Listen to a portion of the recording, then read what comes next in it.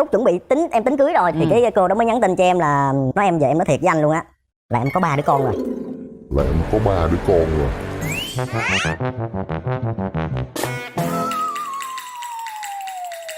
Thì nói chung là mình chưa có vợ chưa có con, mình nói cho ra 3 đứa con thì mình cũng ớn chứ anh. Nhưng mà quen sau 6-7 năm không biết người ta có con. Em tên là Phan Văn Mẫn, năm nay 42 tuổi. Hiện tại đang làm cơ sở sản xuất giấm. Bò nhúng giấm ha. Đúng rồi. Rồi Mẫn quê ở đâu? Quê ở thành phố Hồ Chí Minh anh. Ở quận mấy giờ? Em ở Hóc Môn. Rồi, xin mời bạn nữ. Dạ, em xin chào các cô bác anh chị. Em xin chào chị Ngọc Lan. Em xin chào anh Quyền Linh. Rồi, em tên là Phạm Thị Kim Cương. Em hiện tại 35 tuổi. Em đang sống và làm việc tại thành phố Hồ Chí Minh. Quê quán em là ở Bình Định. Em hiện tại đang là nhân viên văn phòng của một công ty nước ngoài. Mình có ưu khuyết điểm gì nói đi anh Mẫn. Cái khuyết điểm của em thì chắc cũng là cái ưu điểm của em á, là em thẳng tính lắm anh. Ai mà nói em cái gì là em biết, em gặp cái người đó em nói liền. Thì nó cũng là cái ưu điểm của mình. Thì thành ra người ta nói em nhiều chuyện. Đúng rồi. Đó. Khuyết điểm nặng luôn á. Dạ. Rồi. Em khắc phục nhiều lắm. Khắc phục nha. Ưu điểm khuyết điểm của mình là gì? Em xin phép nói về khuyết điểm của em trước ạ. Dạ. Thì khuyết điểm của em thì em cũng khá là thẳng tính, khó tính. Em cũng đòi hỏi khá cao ở người khác. Ưu điểm của em á thì em là một người cũng khá là hài hước, vui vẻ nhưng mà cũng tùy tình huống. Em cũng là người rất là lễ phép và biết tôn trọng người khác. Bạn bè đánh giá thì em là một người suy nghĩ rất là tích cực, luôn luôn lắng nghe và luôn luôn thấu hiểu. Em là một người của gia đình.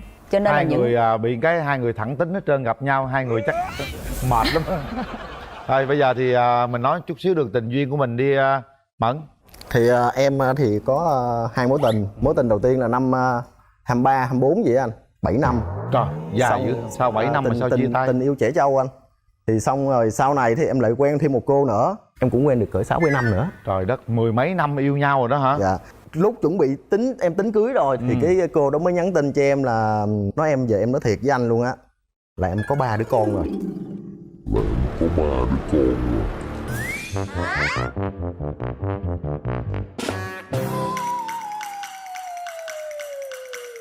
Thì nói chung là mình chưa có vợ chưa có con, mình nói cho ra 3 đứa con thì mình cũng ớn chứ anh.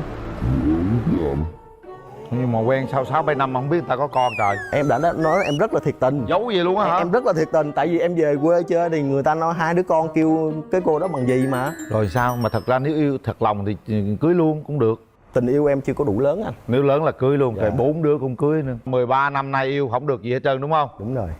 nhà trai chuyên quá.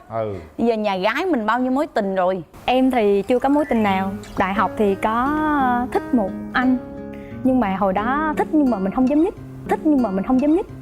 Nên mình ở tới giờ thôi hả? Dạ.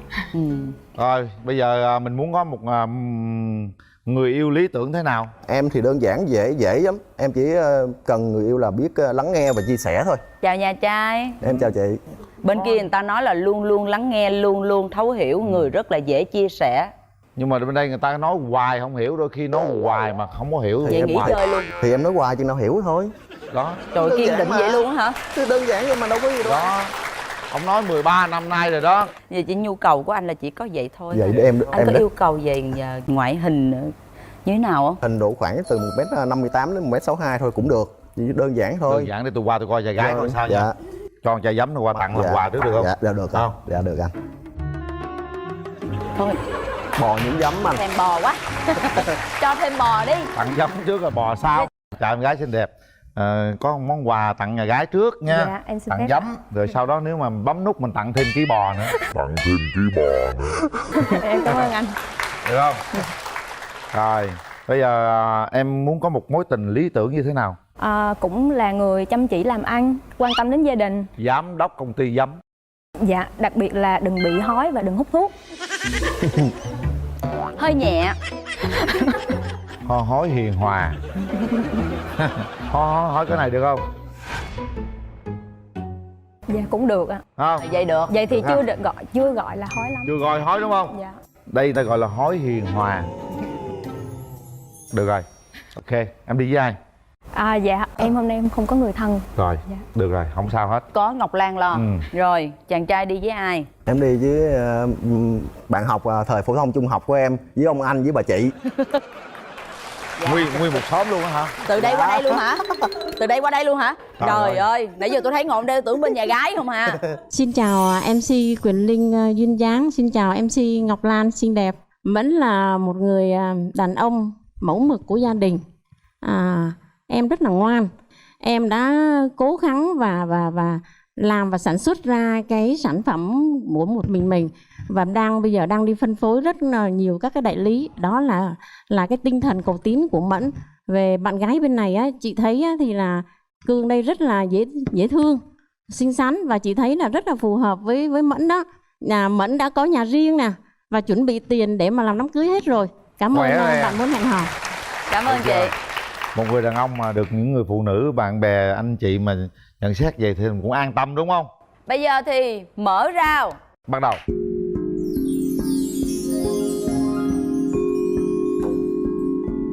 Rồi, Chào em. nhận Anh quà. ta gửi quà gửi tặng cho em. Dạ em cảm ơn anh, tặng anh. Dạ. Dạ, để ở bàn làm việc. Dạ, anh cảm ơn. Dạ. Cái phương châm sống của anh á, theo một câu nói của ông anh thôi, chúng ta chỉ thực sự thất bại khi chúng ta từ bỏ những cố gắng. Thì cái câu nói đó đây chắc cũng có nhiều người biết rồi. Thì cái gì mà ví dụ anh làm không được, anh phải cố gắng anh làm bằng được. Dạ. Anh chưa có người yêu, anh cố gắng anh lăn lộn ở đâu anh tìm bằng được thì thôi. Dạ. Thì hôm nay cũng nhờ chương trình, em xin cảm ơn chương trình đã tạo điều kiện cho em gặp mặt cô ấy. Cô ấy tên gì nãy nói nhỏ không nghe. Đang ngon tới tự nhiên Gãy. bị gãy khúc liền. Dạ em tên là Kim Cương. Tên này giàu lắm. Bây giờ mình đặt luôn nè, giấm kim cương. Rồi Anh nói tiếp đi. hết rồi. Anh chỉ có anh đã nói là anh thu ngắn trong một câu nói. Dạ thì em thấy đồng ý với cái câu nói đó của anh ạ. Dạ. Thì khi mà mình chưa có cố gắng thì tất cả mọi thứ nó thất bại vì mình chưa cố gắng quá thôi. Cho nên là cái câu nói đó thì đồng ý à. Dạ. Là em đang sinh sống ở đâu vậy? Dạ em đang sống ở quận 7. Nếu mà mình quen được nhau á thì anh có thể gặp mặt được em được mấy lần? Dạ cái đó tùy anh chứ sao em biết được. Tại vì không phải, tại công việc anh cũng rảnh lắm. Chủ doanh nghiệp mà nói công việc anh rảnh lắm nó chết rồi. Không, tại vì thật sự Ủa mà nói, thiệt mà ta làm giám đốc, tao muốn đi gì nào tao đi, không phải tao giao có nghĩa là cái thời gian mà thí dụ anh và em hẹn hò á, thì thí dụ em nói Chủ động được hôm đúng nay không? thứ hai nè em rảnh nè, thứ hai anh nghỉ làm anh đi chơi với em, hoặc là nói chủ là chủ động được. Dạ. Đúng rồi, tao là sếp mà tao nghỉ tao không Ui, làm xin lỗi. thôi. Tại vì em cũng là nhân viên văn phòng cho nên thường á thì em sẽ đi làm vào lúc 8 giờ và em sẽ về nhà thì thường vào lúc khoảng tầm 6 giờ. Dạ. Em thích con trai đầu lòng hay gái đầu lòng? Dạ cái đó chắc tùy duyên đi anh, con cái là tùy duyên ạ. Dạ. Chứ anh thì ai cũng được hết á, đứa nào cũng được hết á. Dạ. Nhưng quan trọng là em chứ không phải anh nữa. Dạ. Chưa chắc ông ơi. Và ông á, hai người đến với nhau được thì Mẫn tính mình ở đâu? Nếu mà về thì chắc em phải về nhà anh ở rồi, tại vì ba mẹ anh cũng lớn rồi. Ba mẹ anh năm nay 70 mấy rồi. Chứ nếu mà còn trẻ là anh cũng dẫn lên đây nữa. Tại vì lớn tuổi đó không có đi xa được em. Bây giờ ba ở nhà ở ba mẹ với ai nữa? Rồi chỉ có mình em thôi anh. Vậy là làm dâu đúng không? Dạ. Đó. Dạ em thấy chuyện đó bình thường ạ. Dạ. Bây giờ thì Mẫn bước tới nắm tay Kim Cương ha. Không có bắt tay Mình nè. đâu có bắt tay đối tác đâu, mình đâu có đi ký hợp đồng gì đâu anh ơi. Thế này, đó. Không biết nói gì hết. Thì nói Kỳ nghĩ quá. sao nói vậy? Nghĩ sao nói vậy? Kỳ quá. Mắc mới kỳ. Nói Thôi mà bây giờ cho em hát một bài đi. Hát một bài là coi như là em nói luôn. hát xong không? Hát xong phải nói. Hát rồi mới nói, hát khác nói khác. Tại vì hồi nãy em suy nghĩ nhiều lắm, bây giờ em quên. Thì giờ hát xong rồi nhớ lại. Nhà mình chung xóm, chung dòng sông, chung một bến đò. Chiều nào đò đưa đôi mình về với cơn mưa. Anh làm ước chiếc áo ba ba, em chợt nghe lòng mình xót xa. Hàng thề kề bên lòng âm sao xuyến giấc mơ thuyền hoa.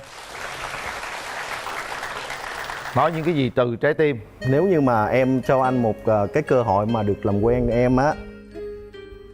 Tại vì thật sự mà nói thì anh cũng ngày xưa bạn bè anh cũng giới thiệu anh quen nhiều kế toán lắm, nhưng mà tự nhiên bây giờ lúc này thời điểm này thì anh lại cần kế toán. Nhưng mà em không phải là kế toán. nhưng mà nó có liên ngành với em. Nếu mà em bấm nút đi, ngày mai anh rủ em đi ăn cái lễ Cho em xin lỗi chút xíu.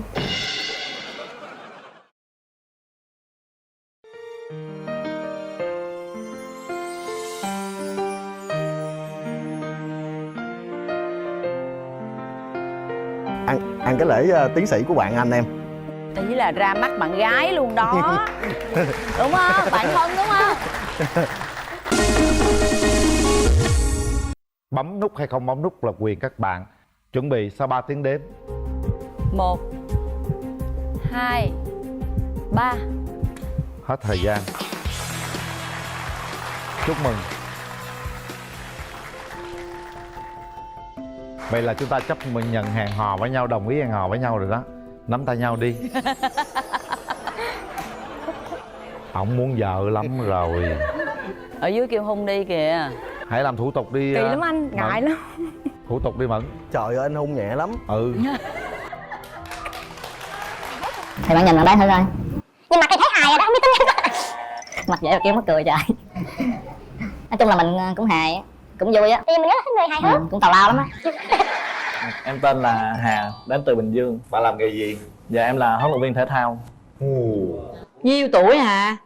Dạ em 25 tuổi. Rồi mời bạn gái. Và bây giờ chúng ta sẽ đến với bạn nữ của cặp đôi thứ hai. Xin mời bạn.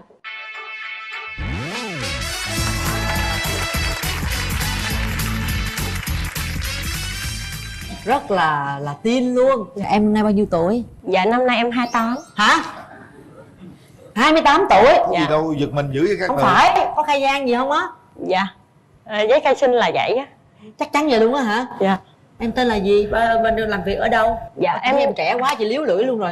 Dạ em tên là Nguyệt. Em làm việc ở công ty in Thiên Ngôn. Trời ơi 28 tuổi trẻ lắm anh Linh ơi. Ủa, bạn nghe 28 tuổi bạn giật mình là sao?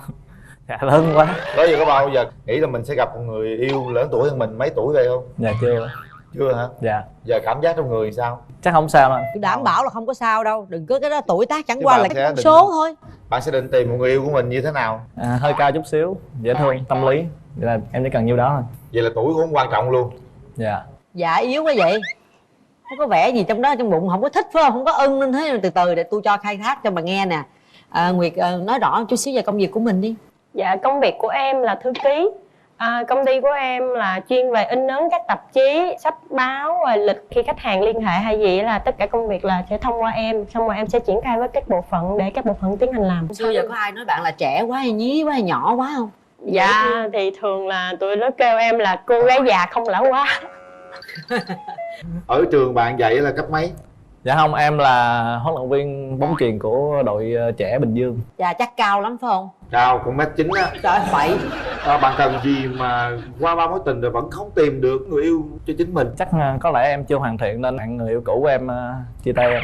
Em chưa hoàn thiện về gì cụ thể nói luôn. Có thể là công việc của em không phù hợp, hoặc là em còn có một số tính xấu. Tính xấu là gì? sao? Dạ em làm biếng lắm chị. Có chăm sóc bản thân không mà làm biếng tắm rửa luôn? Dạ không, cái này em kỹ lắm chị. Còn tật xấu gì nữa? Em hay nói chuyện với nhiều người trên Facebook. Nói chuyện bạn gái nhiều quá Facebook mình kêu người ghen đúng không? Dạ. Đúng rồi, cái này không được. Dạ nói chuyện với bạn bè bình thường ấy đâu có gì đâu anh Quyền Linh. Nói nhưng mà có vấn đề gì người kia người ta mới ghen, người ta mới chia tay mình chứ. Nói chung là ai quen cũng muốn sở hữu á anh. Thấy mình nói chuyện với người khác cũng vui vẻ thì nghĩ là mình thích người ta, nhưng thật sự đâu có gì đâu anh Quyền Linh. Ngày nào cũng lên Facebook nói chuyện suốt vậy đó hả? Dạ không, bây giờ không lên nữa anh. Giờ còn ai đâu yêu đâu lên. Nguyệt có thích bạn trai đào hoa quá không? Cái người mà đào hoa quá thì chắc không hợp với mình. Những cái ưu điểm gì của bạn và những khuyết điểm gì của bạn mà có thể chia sẻ với mọi người? Ưu điểm của em là em biết làm nhiều loại bánh, thích đọc thơ, thích làm thơ, uống được bia. Ưu điểm là uống được bia hả? Uống được bia mà cũng lọt vô cái ưu điểm nữa hả ta? Thế còn khuyết điểm? Kiểu như là nắng mưa thất thường, đột nhiên mà buồn quá thôi xách vali lên đi, không cần quan tâm đến ai hết. Đi đâu? Dạ đi du lịch, đi cái nơi nào đó mình thích thôi. Đi một mình? Dạ đi một mình. Cái này thất thường thiệt cũng á. hay ha. Bạn có ngại bạn trai nhỏ tuổi hơn mình không? Dạ tại bình thường mặt của em thì cũng chưa có đuổi kịp cái tuổi của em, cho nên có trẻ hơn em tí cũng không sao. Vậy thì mình thấy cũng ổn rồi, đâu có vấn đề gì đâu. Bạn làm thơ là làm thơ thì sao? Tùy tâm trạng thôi, lúc đó mình đột nhiên ngồi nghĩ ra được cái gì thì viết cái đó. Có đoạn thơ con cóc nào của bạn tự sáng tác các bạn chia sẻ cho mọi người nghe Dạ thử? có. Sài Gòn mùa này đang đầy nắng, cớ sao trong lòng mưa vẫn rơi. Dĩ vãng đôi khi là sợi xích, trói lấy tình em anh biết không.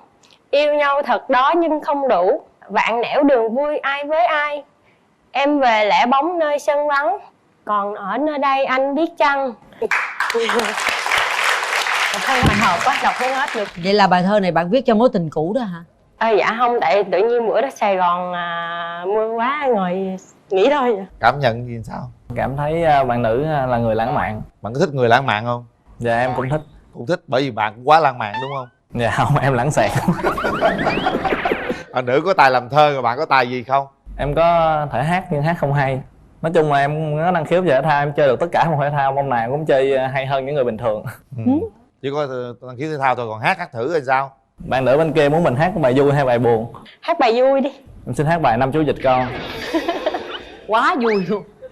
Five little ducks went out one day over the hills and far away. Mother duck said quack quack quack quack, but only four little ducks come back. Cứ hát bài buồn thì hát bài gì? Dạ hát bài buồn em xin hát bài Niệm Khúc Cuối. Trời ơi, buồn dữ rồi nha. Quá buồn luôn. Thử luôn đi. Dù cho mưa tôi xin đưa em đến cuối cuộc đời, dù cho mây hay cho bão tố có kéo qua đây. Để xem bạn nữ bên đây như thế nào nha. Thôi. Wow. Sao? Chào bạn. Dạ chào Anh bên kia rất là cao. Dạ. Cao lắm. Rồi nhỏ tuổi hơn bạn nữa. Dạ. Bên kia mình đứng gần người cao quá không có ngại, mình nhỏ tuổi hơn. Em chỉ thích người cao thôi à, em không thích người lùn, tại em lùn rồi. Bạn quê đâu vậy? Dạ ở Sài Gòn. Sài Gòn, Bình Dương cũng gần ha. Dạ. Bạn thích cái mẫu người đàn ông như thế nào? Cao, cứ 1m7 trở lên là được. Vui vẻ, uống được bia. Nãy giờ cô này cô nhấn mạnh cái vụ bia, bà uống được bao nhiêu chai bia? Dạ em gia đình nhiều. Nhiều là bao nhiêu? Nửa thùng. Nửa thùng. Quá dữ. Được. Biết uống bia không? Chị, dạ em biết. Uống được nhiêu bia? Dạ nửa thùng. Đối ẩm không đối ẩm? Mua thùng như hai người uống khỏi mời ai hết. Cao mét mấy? Dạ em 1m75. Thế cũng hợp mà ha. Mà bây giờ quen người lớn tuổi hơn rồi, giờ dẫn về nhà gia đình không chịu rồi sao? Dạ em chịu là được chị. Hôm nay bạn đi với ai? Dạ em đi với bạn em. Xin chào chị Cát Tường, xin chào Quyền Linh. Cao dữ. Bạn thấy nãy giờ nói đối đáp qua lại hai bạn có hợp nhau về vấn đề gì không? Nãy giờ bằng mắt thường mình nhìn thấy và mình cảm nhận được các bạn nữ là có một số cái ý đối lập nhưng mà không đối nghịch. Hai người có thể dung hòa, có thể đi đến xa hơn. Còn nhìn bằng cặp mắt không có thường thì sao? Mình thấy là bạn nữ có đủ khả năng để chinh phục bạn nam và bạn nam có thể đủ cảm nhận được cái tim của bạn nữ, tình yêu đó. Wow, rất là hay. Nhận xét rất là sâu sắc. Em có đi với Dạ có, em đi với em trai. Chào chị Cát Tường và anh Quyền Linh, em tên Hoàng Sơn, em là em trai của chị Nguyễn Quyền. Em thấy anh bên đó có hợp với chị Nguyệt không? Dạ có. Nhỏ hơn chị em 3 tuổi, có vấn đề gì không? Dạ không. Nhắm về ba mẹ có chịu không? Chị chịu là ba mẹ chịu. Rồi cảm ơn em. Rồi chúng ta cho hai người gặp nhau. Nào kéo màn Kéo lên. màn lên. Dễ thương, đẹp lắm đấy. 2 phút bắt đầu. Cái món quà tặng bạn. Trời, cảm ơn bạn nhiều. Bạn hay nhậu lắm hả? Không có.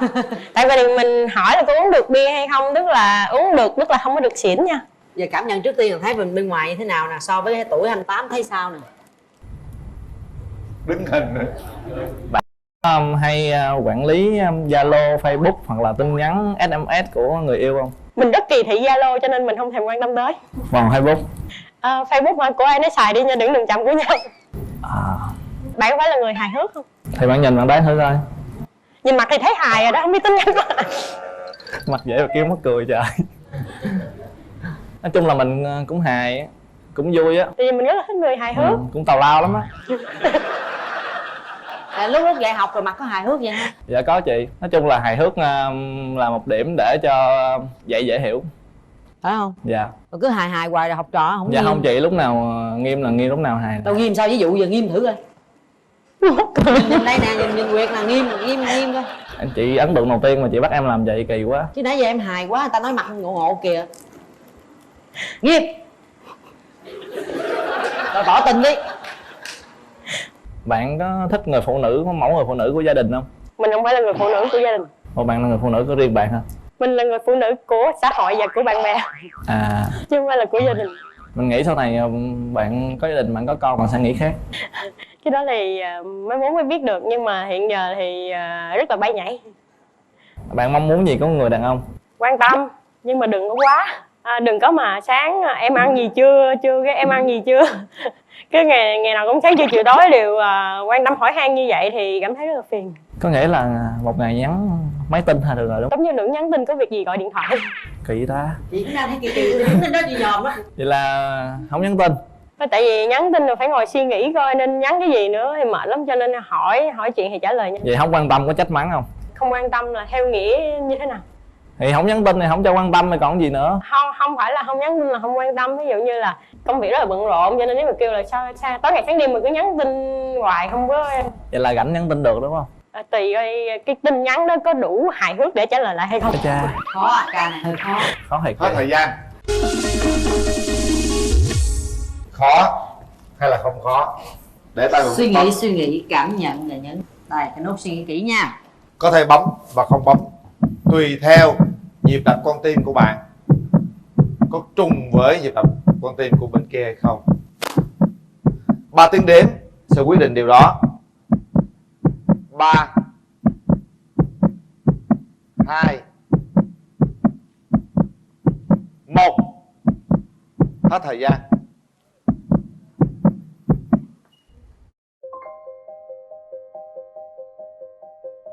Bạn Nam tại sao lại không bấm? Tại vì em là người tình cảm, em thích quan tâm lo lắng. Bạn không thích. Nãy bạn nói là không thích người yêu kiểm soát quá. Không có nghĩa là vẫn có thể nhắn tin trả lời qua lại chứ có sự quan tâm với nhau chứ không có im vậy được. Tại vì em đã từng im vậy mà đã từng đổ vỡ lên nè, bây giờ em không muốn lặp lại một lần nữa. Bạn thấy chưa, người ta quan tâm đâu có gì đâu mà không cho. Tại vì cũng có người muốn tìm hiểu em á, xong rồi tối ngày cứ nhắn từ sáng đến tối nhắn tin mãi không trả lời, cái lại bắt đầu tại sao không trả lời đồ này nọ, trong khi đó công việc của em là rất là bận, em không có thời gian mà trả lời như vậy á. Thôi dù sao nữa thì ta cũng đã tìm hiểu và rút kinh nghiệm một số thứ mà chúng ta phải gọi là control là chính mình. Hy vọng rằng hai bạn sẽ trở thành những người bạn rất là tốt. Hút thuốc, gái mà hút thuốc à? Hút thuốc. Dạ. Gì nữa? Gì? Suy nghĩ đi mốt rồi nói. Suy nghĩ đi mốt rồi nói ha. Trải qua bao nhiêu mối tình rồi? Mối tình thì hình như không có, nhưng mà chỉ thoáng qua một thời gian ngắn. 29 tuổi mà chưa có mối tình nào hết. Dạ đúng rồi. Dạ, có vấn đề gì không ta? Dạ cái vấn đề thì không có gì đâu. Em là Nguyễn Công Chiến và hiện em là 29 tuổi và làm cho công ty Netcap ở quận 3. Không mái tóc lạ không nè. Tự tạo hay là nó nhỏ lớn vậy? Dạ, hồi nhỏ giờ nó vậy đó. Nó vậy đó hả? Dạ. Lạ. Tạo tôi thực sự tò mò rồi đó nha. Và bây giờ mời bạn nữ của chúng ta bước ra sân khấu. Xin mời bạn. Rồi, chào bạn, mang tên là gì? Dạ em tên là Trần Thanh Trúc. Năm nay em 24 tuổi. Giọng trầm quá vậy. Dạ. Trúc hiện nay đang làm việc ở đâu? Dạ em đang làm nhân viên giám sát tại một công ty nhựa của Nhật. Giám sát là giám sát về vấn đề gì bạn? Dạ giám sát về quy trình sản xuất đó anh. Tức là kiểm tra về kỹ thuật đó hả? Dạ kỹ thuật rồi nội quy hay là phòng cháy chữa cháy an toàn lao động như lúc này em kiểm tra hết. Bạn làm như vậy tôi nghĩ rằng rất là khó tính đúng không? Thì trong công việc thì mình phải nghiêm túc thôi, nhưng mà ở ngoài đời thì mình rất là vui tính. Vậy mình có cái sở trường, cái tài gì không bạn? Dạ sở trường của em là ca hát chị. Vậy hả? Rồi thôi bây giờ hát một khúc đi cho buổi chiều ngày hôm nay vui vẻ lên. Cảm ơn cho vừa tặng tay. Từng vòng tay trao hơi ấm rộn rã đôi tim mừng vui gặp gỡ trong ngày mới, nắng say tình giấc ngập lối, nắng lên qua hàng cây, gió mơn mang đùa là lời đàn bướm, bước chân vui hạnh phúc nắm tay ta về vùng trời bình yên. Giọng trầm rất là hay, rất giống vào Hồng Ngọc. Người ta có sở trường hát gì, bạn có sở trường gì không? Dạ sở trường cũng ca hát. Rồi làm đáp bài luôn. Em là người miền Trung, chắc em hát về bài miền Trung. Đã bao lâu rồi không về miền Trung thăm người em, nắng mưa đêm ngày cách trở giờ xa xôi đôi đường. Người ơi có về miền quê hương Thùy Dương, nước chảy con vương bao niềm thương. Cho nhằn đôi lời dẫu xa muôn trùng, tôi vẫn còn thương sao là thương. Quá hay luôn. Bạn Trúc cảm nhận như thế nào? Bạn hát hay à? Hát hay. Hay nhưng mà bạn nhìn cái mặt đi bạn thấy hay hơn nữa. Làm tò mò hoài ấm từ từ á. Đâu cái ghét. Bạn lên thử coi. Người hỡi coi. Người hỡi. Em có chụp cái hình người hỡi qua kia. Hát lại cho cái người hỡi chụp hình tôi gửi. Người hỡi đây. Người hỡi lại chụp hình tôi gửi qua kia liền. 2, 3. Ôi nào, hồi nãy mới hay. Trời ơi, ấn tượng quá ha. Bên đây mình đã thấy giọng bạn nữ trầm đã ấn tượng rồi, mà không ngờ giọng bên đây ngọt ngào quá sức luôn. Tôi cũng miền Trung nên tôi nghe hát thì miền Trung ngọt quá, phải qua coi liền luôn. Hai người này về kết hợp đi hát bán vé được á. Được à. Vé sớm coi đông lắm mà. Nói nghe nè, hát là điểm văn nghệ là được điểm rồi đó. Dạ. Bây giờ thích người con gái thì sao? Dạ, người con gái thì cũng trắng này, nói chuyện cũng vui vẻ. Và đặc biệt là tính biết lo nghĩ và biết lo lắng cho gia đình. Về ngoại hình thích ốm như mình hay là thích mập bự? Ú hơn chút xíu. Ú hơn chút xíu ha. Ví dụ mà ú nhiều một chút chịu không? Ú quá thì cũng hơi quải. Sao vậy? Ú cỡ nào được? Ủa sao quải sao? Quải là nó đồ sộ quá. Đồ sộ quá. Dạ. Nhưng mà người ta tốt, người ta yêu thương mình, người ta chân thành. Nhưng mà có cái tính vậy em cũng chịu ạ. Chịu không? Chịu. Chịu à. Bạn nghe hết rồi cái gì? Dạ. Bạn thích người bạn trai như thế nào? Dạ em thích mỗi người bạn trai của em là cao hơn em khoảng từ 1m67 đến 1m7. Dạ. Là vì em cũng cao hơn 1m6 rồi chị. Anh kia nãy cao nhiêu quên hỏi mất tiêu rồi. Dạ bên đây tới 1m70 vậy. 1m70 thôi cũng được ha. Dạ. Rồi, có cái điểm nào mình không thích ở người đàn ông không? Dạ em không thích. Thứ nhất là nói nhiều. Dạ thứ hai nữa là trễ giờ. Ngoài cái đó ra còn cái gì đặc biệt nữa không hả bạn? Dạ là không hút thuốc. Có hút thuốc không? Dạ không, chắc chắn là không. Vậy được rồi. Có một cái là phải nuôi bên này hơi cực, bên này thì ốm quá. Rồi phải nuôi, phải cho ăn rồi dữ lắm. Thì không biết bạn trai có đủ kiên nhẫn hay không thôi à. Dạ cũng cố gắng tới cùng vậy rồi. Bạn không thích gì ở người phụ nữ? Hút thuốc, người gái mà hút thuốc à. Hút thuốc? Dạ. Gì nữa? Gì? Suy nghĩ đi mốt rồi nói. Khó khăn quá vậy. Suy nghĩ đi mốt rồi nói ha. Rồi. Trải qua bao nhiêu mối tình rồi? Mối tình thì hình như không có. Nhưng mà chỉ thoáng qua một thời gian ngắn thôi. 29 tuổi mà chưa có mối tình nào hết. Dạ đúng rồi. Chà, có vấn đề gì không ta? Dạ cái vấn đề thì không có gì ơi. Nói chung là em cũng nằm tính quá. Con gái nhưng mà thấy thích mà không dám thổ lộ là tụt bay rồi. À, tức là nhút nhát đúng không? Dạ. Trúc quan điểm như thế nào về tình yêu? Dạ thì đó giờ em chỉ toàn thích đơn phương người ta thôi. Nhưng mà em thấy như vậy thì nó không hay lắm. Đúng rồi. Rất là buồn. Nên em cái quan điểm của em là tình yêu phải đến từ hai phía thì mới mang lại sự hạnh phúc. Đúng rồi, mình phải yêu, mình phải được yêu lại. Nó phải có qua có lại mới toại lòng nhau. Hôm nay bạn có đi thi với người thân không? Dạ có ạ. Có anh chị và... Anh chị ruột á hả? Anh chị ruột. Chào chị. Chào anh Dương Linh, chào chị Cát Tường và chào bạn. Chào chị. Nãy giờ qua cuộc trò chuyện như vậy thì chị cảm nhận thế nào về cô gái bên kia? Nói chung bà ngồi cũng xinh xắn. Có một cái là nói chung là chắc phải giảm cân tí nữa. Ủa có người nhà bạn nữ theo không? Dạ nay em đi ba mẹ em không có biết. Trốn ba mẹ đi hả? Dạ em đợi chừng nào mà thành công có bạn em mới dám nói ạ. Mà không ai theo ủng hộ mình. Dạ có mấy chị bạn đồng nghiệp. Chào mấy chị. Dạ em chào anh Quyền Linh, là chị Cát Tường ạ. Bạn thấy cái anh bên bển là có anh Chiến đó là có phù hợp với Trúc không? Dạ thì theo em nghĩ thì bạn trai này rất là vui vẻ, hợp với tính cách của bạn Trúc. Cảm ơn bạn. Sao Linh? Để tôi thử xem coi. Nãy nghe nói chị này cần giảm cân hả? Chào anh. Chào em. Giảm không? Không sao đâu, anh này lo hết được. Chúng ta sẽ kéo màn lên để cho hai bên gặp nhau. Kéo màn lên. Đã yêu nhau rồi thì không ngại bất cứ gì cả. Quan trọng là mình cùng giúp nhau để phát triển thôi nha. 2 phút gặp nhau bắt đầu. Dạ, chào anh. Chào. Anh thấy em làm sao? Thì em cũng bông bông kìa bông. Bông bông.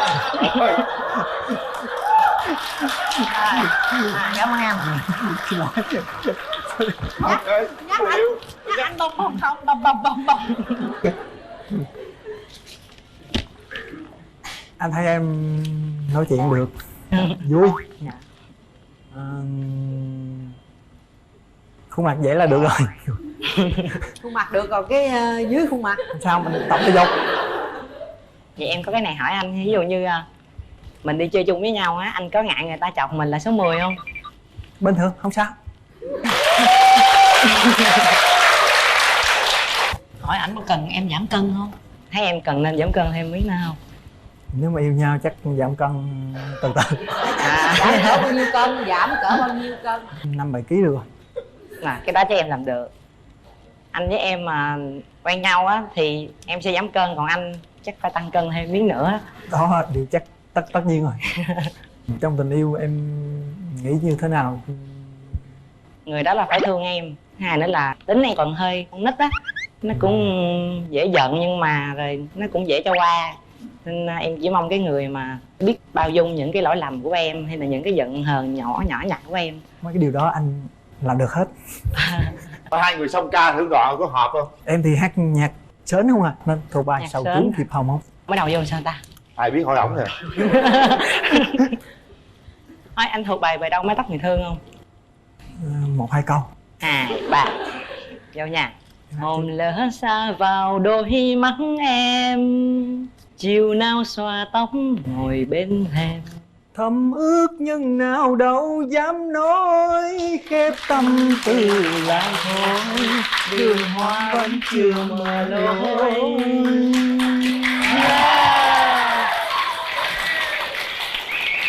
Hợp, rất là hợp luôn. Bấm nút Có sâu luôn. Rồi bây giờ là 3 tiếng đếm để các bạn suy nghĩ xem có bấm nút để hẹn hò với nhau hay không. 1. Suy nghĩ nha. 2.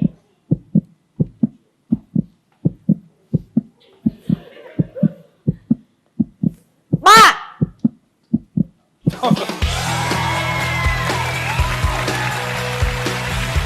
Lẹ lắm. Tôi vừa 3 một cái là nhìn thấy 2 cái tay nhấn vô kịch kịch liền luôn. Bất phân thắng bại, không biết bên nào nhanh hơn nữa. Này cũng số 10 đó. Hai bạn nắm tay nhau cái đi, coi nó cảm xúc như thế nào.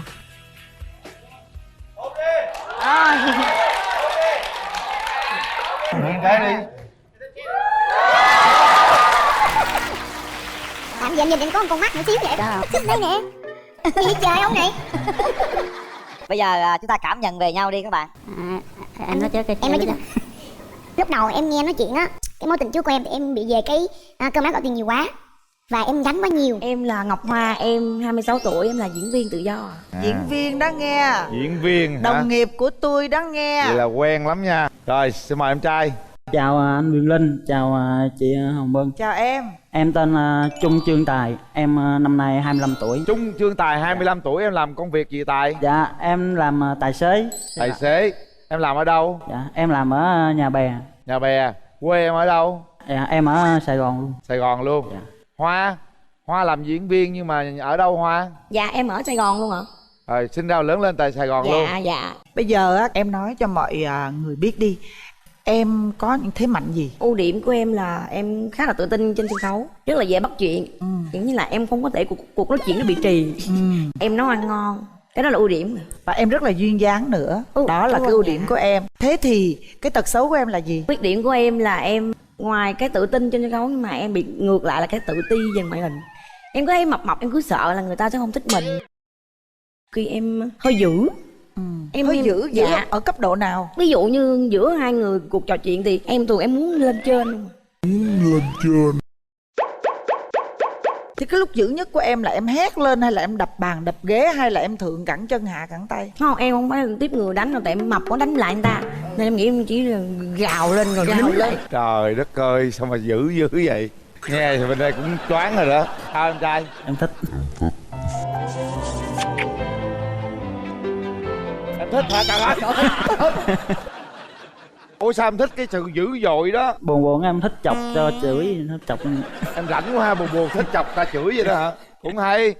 Đó là bên đó tật xấu vậy. Còn em điểm mạnh điểm yếu gì? Dạ em điểm mạnh thì em có thể nấu ăn được, nấu mấy món mà đừng có khó quá. Rồi gì Chứ nữa?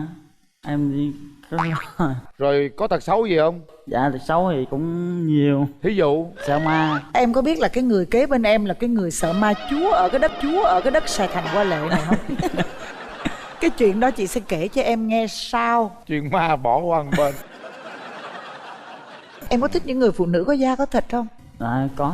Thích người phụ nữ đẹp hay là có duyên? Có duyên. Em nghĩ trong đầu em bạn gái em đó là phải như thế nào? Tính tình hiền, có lúc giữ đúng chỗ, biết nội trợ, lo cho gia đình. Có cần bạn gái phải cao giò dài tới nách không? À không, 1m5 trở lên rồi. Chết cha. Sao bây giờ bao nhiêu nè? Em 1m49. 1m49 rồi mình mất con phân rồi giờ sao? Rồi, Một phân một thôi.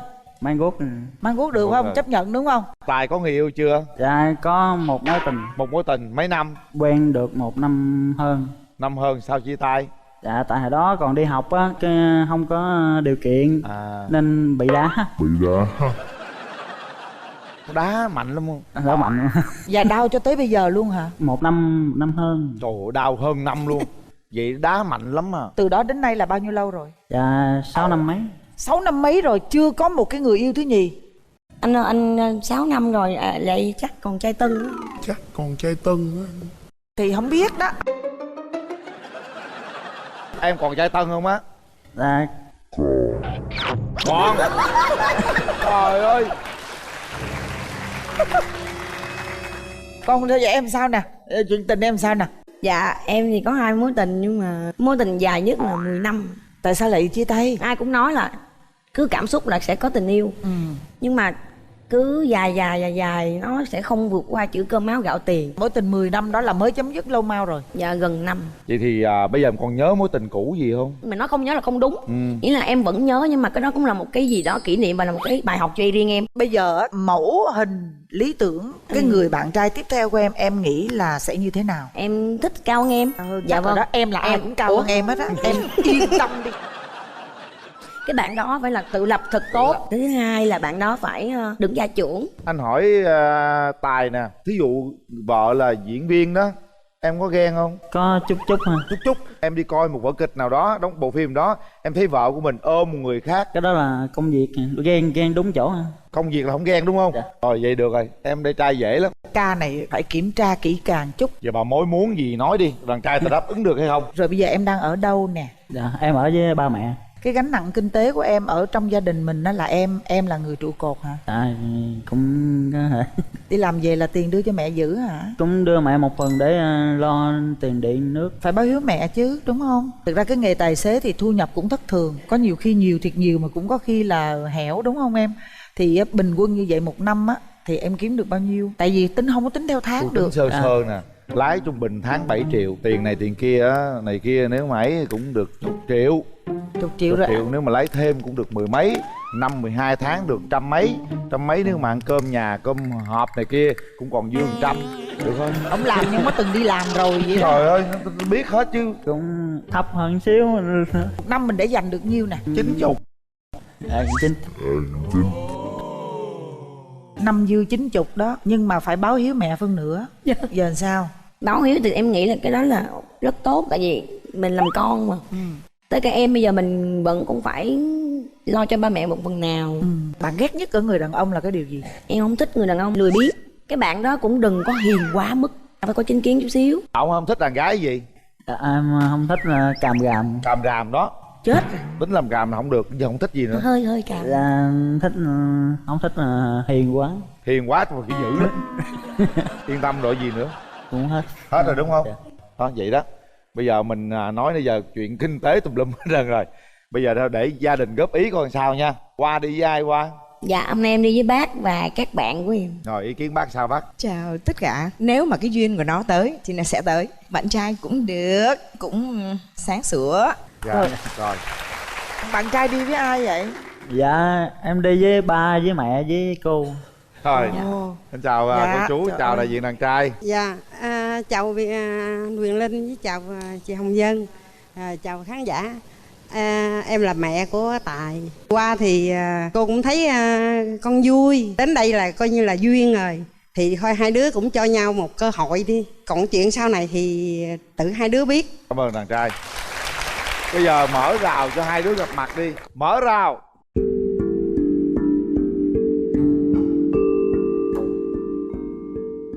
Dạ chào anh. Ê khoan. Anh tặng. Này là dâu chứ không phải hoa. Dạ. Anh muốn lát nữa em có thể bấm nút để về làm dâu cho má anh. Bấm nút để về làm dâu cho má anh. Thôi nó cũng giải trí lắm chứ bộ. Em tặng anh bài hát được không? Nãy em make up, em ngồi em nghĩ ra bài hát. Từ từ em nhớ đã. Chết quên nữa rồi, từ từ. Anh ơi có bao nhiêu mấy ai xinh như em, vừa ngoan lại vừa hiền, anh kiếm không đâu xa. Anh ơi mau mau về thưa với cha mẹ, mau mau rước về làm dâu. Làm gì anh nhìn em có một con mắt một xíu vậy? Xích đây nè. Gì vậy trời ông này? Bây giờ chúng ta cảm nhận về nhau đi các bạn. Em nói trước đi. Em nói trước. Lúc đầu em nghe nói chuyện á, cái mối tình trước của em thì em bị về cái cơm áo gạo tiền nhiều quá. Và em gánh quá nhiều. Nên khi mà anh nói chuyện hồi nãy á, thì em nghĩ là hơi buồn xíu thôi, là kiểu như là chết rồi anh có đủ mà lo cho mình hay không. Nhưng mà em nghĩ là nên cho nhau một cơ hội. Anh chú thấy vậy? Dạ. Thấy em sao? Dễ thương, mũm mỉm. Không mà em thích. Mà em thích.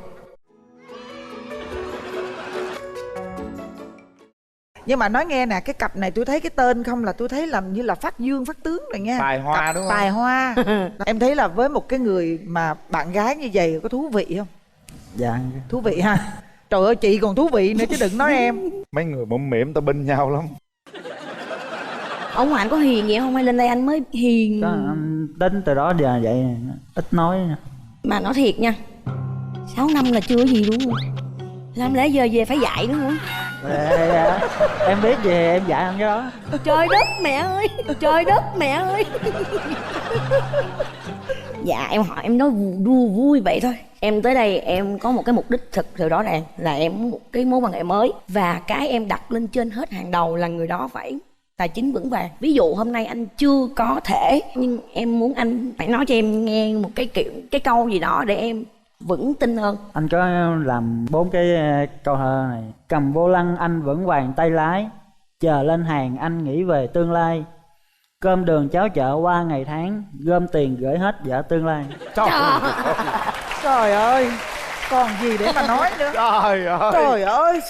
Dạ. Gom tiền gửi hết vợ tương lai. Trời ơi. Rồi bây giờ mình bàn cái chuyện quan điểm mỗi đứa đi. Quan điểm của anh là gì? Anh thì cần chung thủy, không có ỷ lại hai cái đó. Em thì em này em hỏi công việc của anh là mình chở hàng á anh. Mình chở hàng là chở cái gì anh? Anh đang làm tay xe tải thành thân á, chở dọn nhà đồ. Trời, phía chi quen anh sớm dọn nhà đỡ tốn tiền mà. Tức ghê. Là mình chỉ dọn nhà buổi sáng rồi buổi chiều về anh. Mà tại vì em sợ là anh đi về khuya quá rồi em cũng ngược giờ với anh nữa. Nên là nếu mà mình đi làm buổi sáng nhiều, chiều về thì mình có thể dành nhau tin nhắn nhỏ dẫn nhau đi chơi, đi ăn đồ, ok ha. Cái tin nhắn đó thì anh lúc nào cũng rảnh hết, lúc nào ngồi chạy xe mà nhắn cũng không được, chạy xe không được, cầm điện thoại em đập luôn á. Anh dữ quá. Dữ nhưng mà người ta gỡ là cười liền. Em nói đúng không? Chạy xe không được cầm điện thoại nhiều, khi nào cần thiết thôi. Giận nhau thì ai xuống nước? Anh trả lời đi. Nếu mà em dữ quá rồi thì anh xuống anh bỏ đi. Bỏ đi rồi đi đâu? Anh đi vòng ra đường. Ra đường cho xe đụng hay gì? Tự nhiên dẫn nhau ra đường cha. Em giận quá rồi sao nói chuyện nữa. Dẫn nhau năn nỉ rồi tôi quỳ à. Vân thấy là bấm được rồi đó. Dạ. Vân thấy là cho bấm nó để được nói coi đứa nào thế nào nó biết hết trơn rồi cho nó khỏe đi. Rồi lại tiến lại nắm tay của anh gái coi cảm giác. Hai người nắm tay nhìn nhau coi. Rồi nhìn cổ đi, nhìn thẳng vô mắt cổ. Em có mong muốn cô gái này là một nửa yêu thương của mình không? Dạ muốn. Muốn phải mạnh lên coi. Tôi muốn đó lên. Tôi muốn. Cho người ta bấm cho rồi đi. Kệ, đứng cho nói chơi vui mà. Bây giờ nếu giờ em la em sẽ làm gì? La em thì em nghe. Chịu rồi hả? Nếu giờ em nóng quá quýnh em làm gì? Quýnh em thì em đưa người cho quýnh. Trời ơi, nó hiền Thấy khôn. thương ghê. Hiền gì đâu là hiền. Tùy em quyết định nha.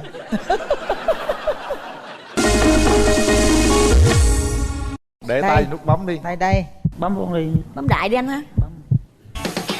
Trời ơi, chúng bấm lẹ dễ sợ. Chúng không cần tới ông Linh đếm cái gì hết trơn á Rồi, trời. nắm tay đi. Trời ơi là trời. Bây giờ nói với cô nè, nói với mẹ, nói với ba, nói với tất cả mọi người. Xin phép cô cho con quen với Hoa. Con hứa là sẽ dành thời gian nhiều cho Hoa, rồi chăm sóc, rồi Kiếm tiền nữa. kiếm tiền, rồi kiếm tiền nữa. Qua có điều gì nói với Dạ. ba mẹ? Dạ con chào cho cô, chào chú, chào cô luôn ạ. Con hôm nay con rất là vui khi được quen biết Tài ạ. Dạ con cảm ơn cô đã nói sao giờ run quá. Thực sự là rất là vui ạ. Hai đứa con sẽ dành nhiều thời gian để tìm hiểu nhau. Nếu mà được thì con sẽ tiến tới hôn nhân và làm dâu của cô ạ. Bây giờ cái thủ tục Hôn nhau. đó, giờ đó bây giờ Em Tài tự động tự chủ luôn đi. Tài Em tỏ tự bản nữa hả? lĩnh đi. Chứ rồi giờ này chứng tỏ đi chứ ai làm cái vụ đó. Không có dạy đâu. Trai tân mà. Xin phép cô cho con hôn Hoa. Cho hôn thiệt à? Trời ơi, hôn giả hay gì vậy? Nè.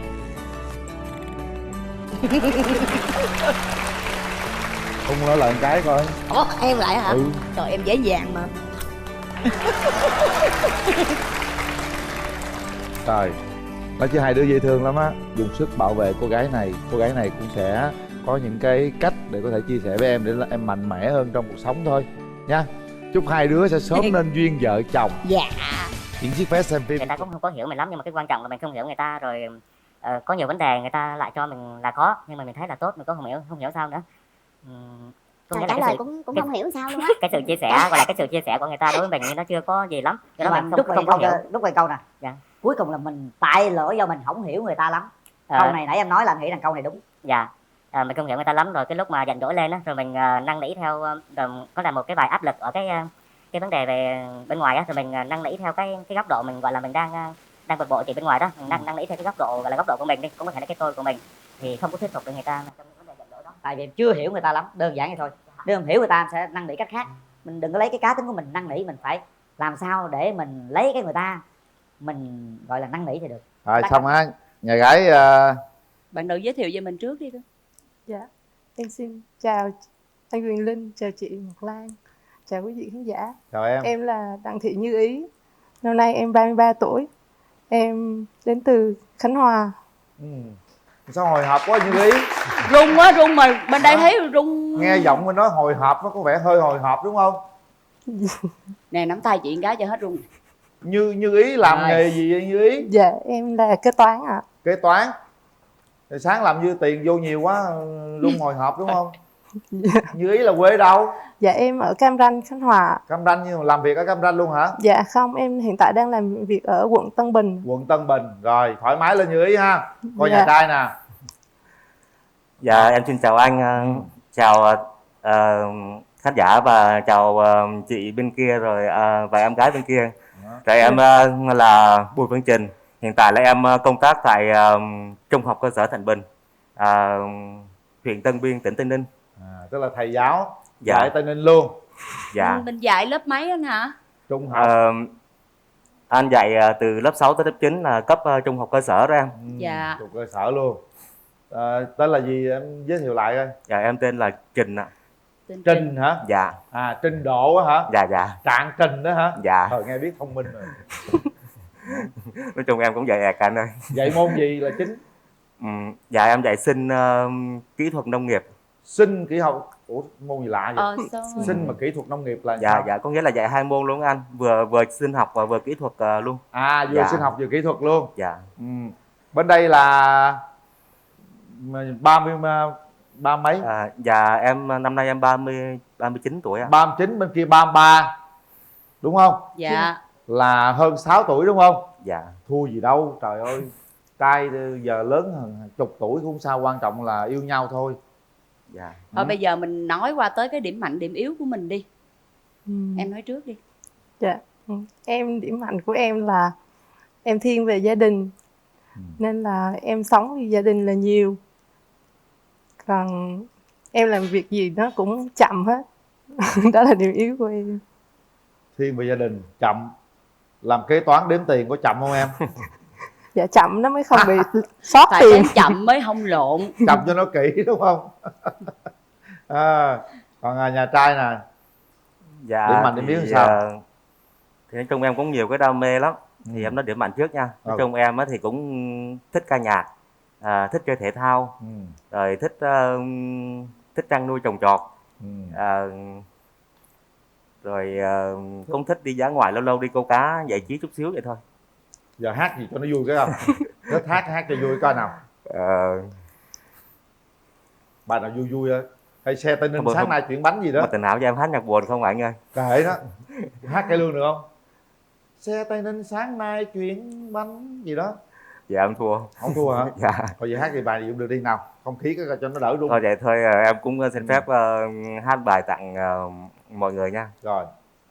Em Cho hát mình kêu bài... đỡ rung á, mình kêu hồi. Dạ dạ. Thì bài này thì em cũng mới học mới bữa trước. Ok, 2, 3. Trời ơi. Hát chưa? Thở ra không à.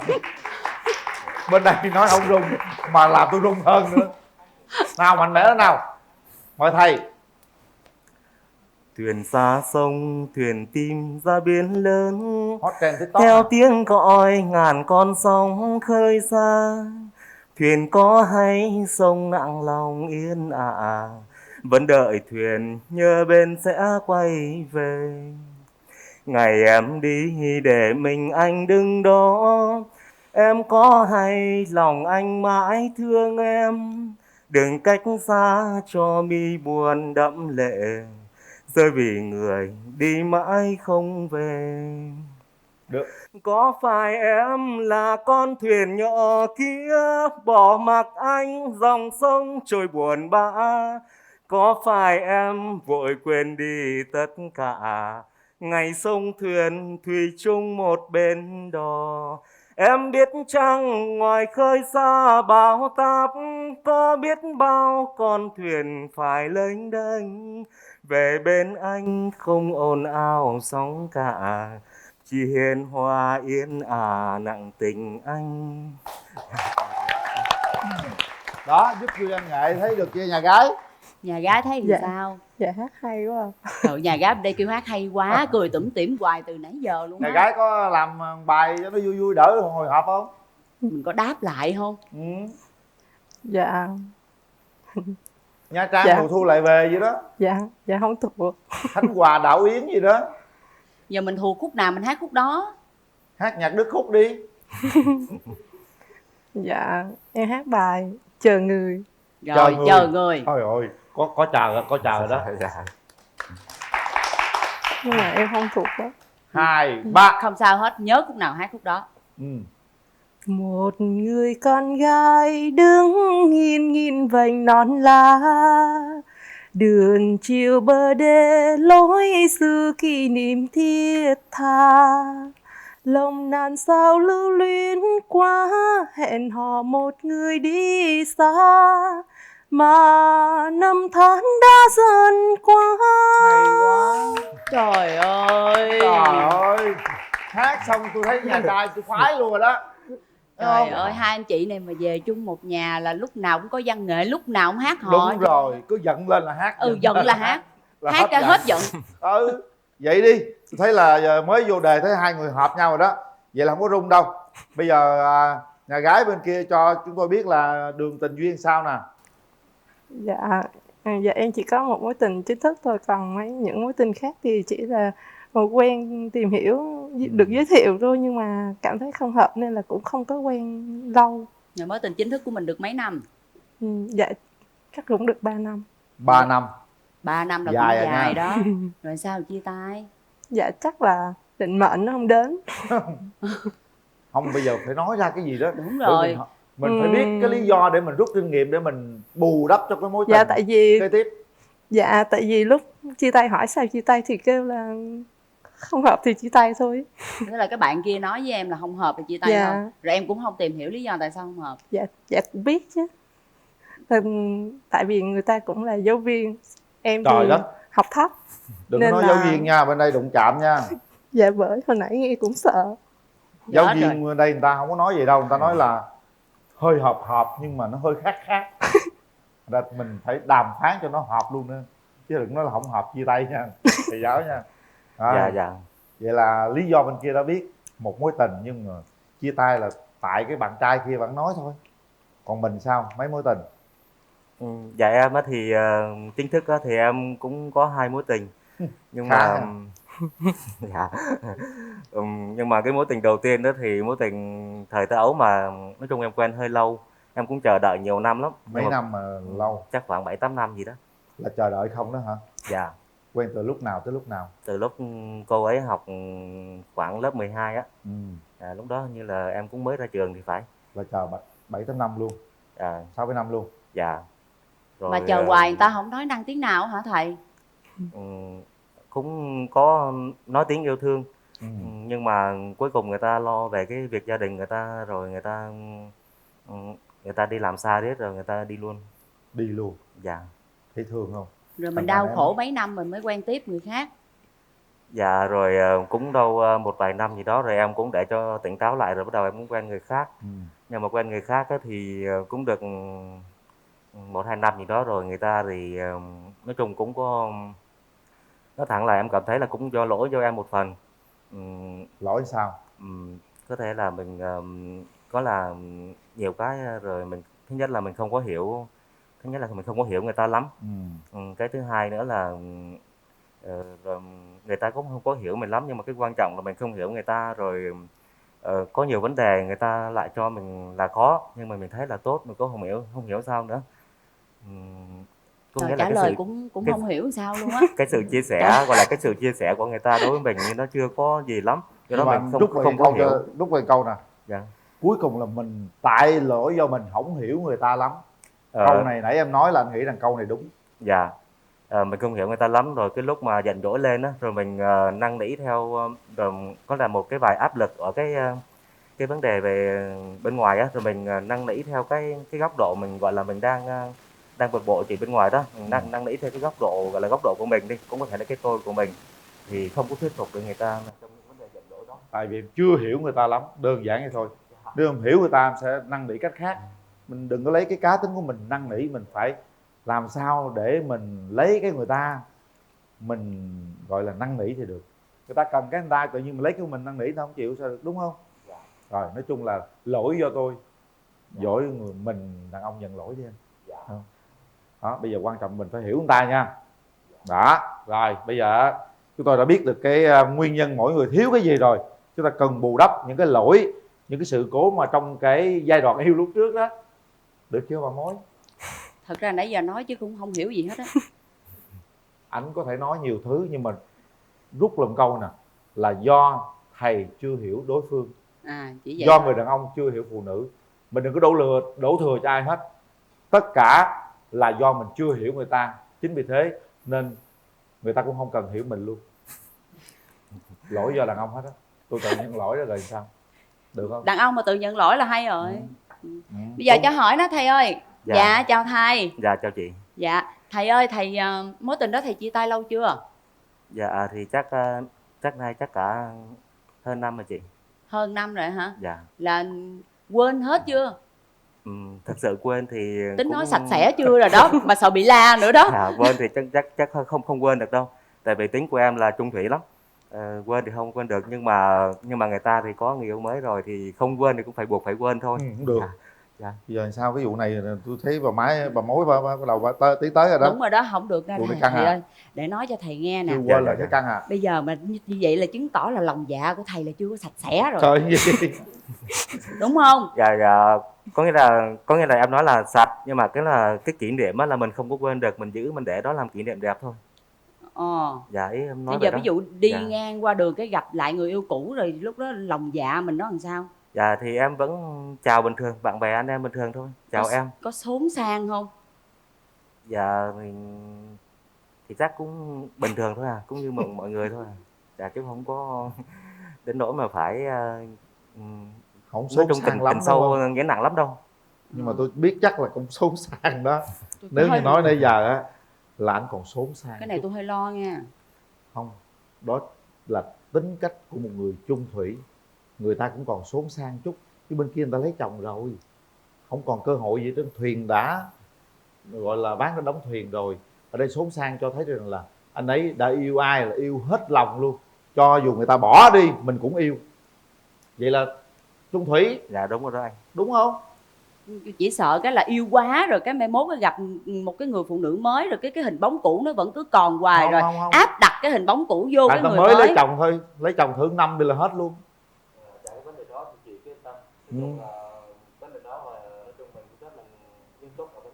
Dạ rồi, tin thầy. Em tin thầy. Bây giờ thầy ơi, thầy có thể cho em biết. Ủa, bên kia biết tình trường chưa ta? Chưa. Biết rồi. Biết rồi. Thầy cho có thể nào cho em biết là cái hình mẫu lý tưởng của thầy nó là như thế nào không? Thì thực tế thì hình mẫu lý tưởng của em là em cũng mong muốn là có một người phụ nữ nói chung về ngoại hình đó là không có mập quá và cũng không có lùn quá. Rồi em thích phụ nữ tóc dài. Nói chung là tại hồi nhỏ thì nói chung em cũng thường coi phim kiếm hiệp á, nói chung là thích mấy cô giống như trong phim tóc dài dài kiếm hiệp vậy thôi, một phim cổ trang Trung Quốc á. Mốt thầy lấy về suốt ngày rồi chưởng không? Dạ không có, lấy về nói chung rồi để em sắm cái bộ lược em chải tóc cho người yêu. Trời lãng mạn. Trời ơi trời. Vậy đó mà nở lần nào mà thì cái bỏ người ta tới 8-9 năm thì cái cô kia kỳ ghê. Thầy ơi, thầy làm giáo viên vậy thầy có thích người bạn gái của thầy mặc áo dài không? Nói chung cũng rất thích người phụ nữ là mặc áo dài. Vậy hả thầy? Hết chưa? Còn gì nữa không? Thầy muốn nói gì nữa không? Còn thích gì nữa thầy Thầy nói thích đi. cái gì nữa thầy cứ nói đi. Đúng rồi. Nói đi, người ta tìm coi giống bên kia được bao nhiêu %. Nói đi. Nói chung thích thì... Có mẫu người lý tưởng nào mình thích không? Chắc là không có mẫu người lý tưởng nào chị ơi. Nói chung thích thì nhiều lắm, nhưng mà chắc em nghĩ là nhiêu đó là chắc cũng đủ rồi. Thích đủ thứ ha. Em nói thầy nghe là nãy giờ những cái mà mong muốn của thầy á là bên kia có hết. Có không? Nói nghe thầy nghe một tiếng một thôi là bên kia có hết luôn. Có hết hả? Có áo dài nè, có mảnh khảnh nè, có tóc dài như kiếm hiệp nè, có. Có hết luôn đúng không? Có. Vậy để tôi qua tôi coi. Nãy qua rồi mà không nhớ không? Chưa. Tôi chưa qua. Bây giờ tôi mới qua nè. Còn có về bển đi. Bây giờ tôi coi sao nè.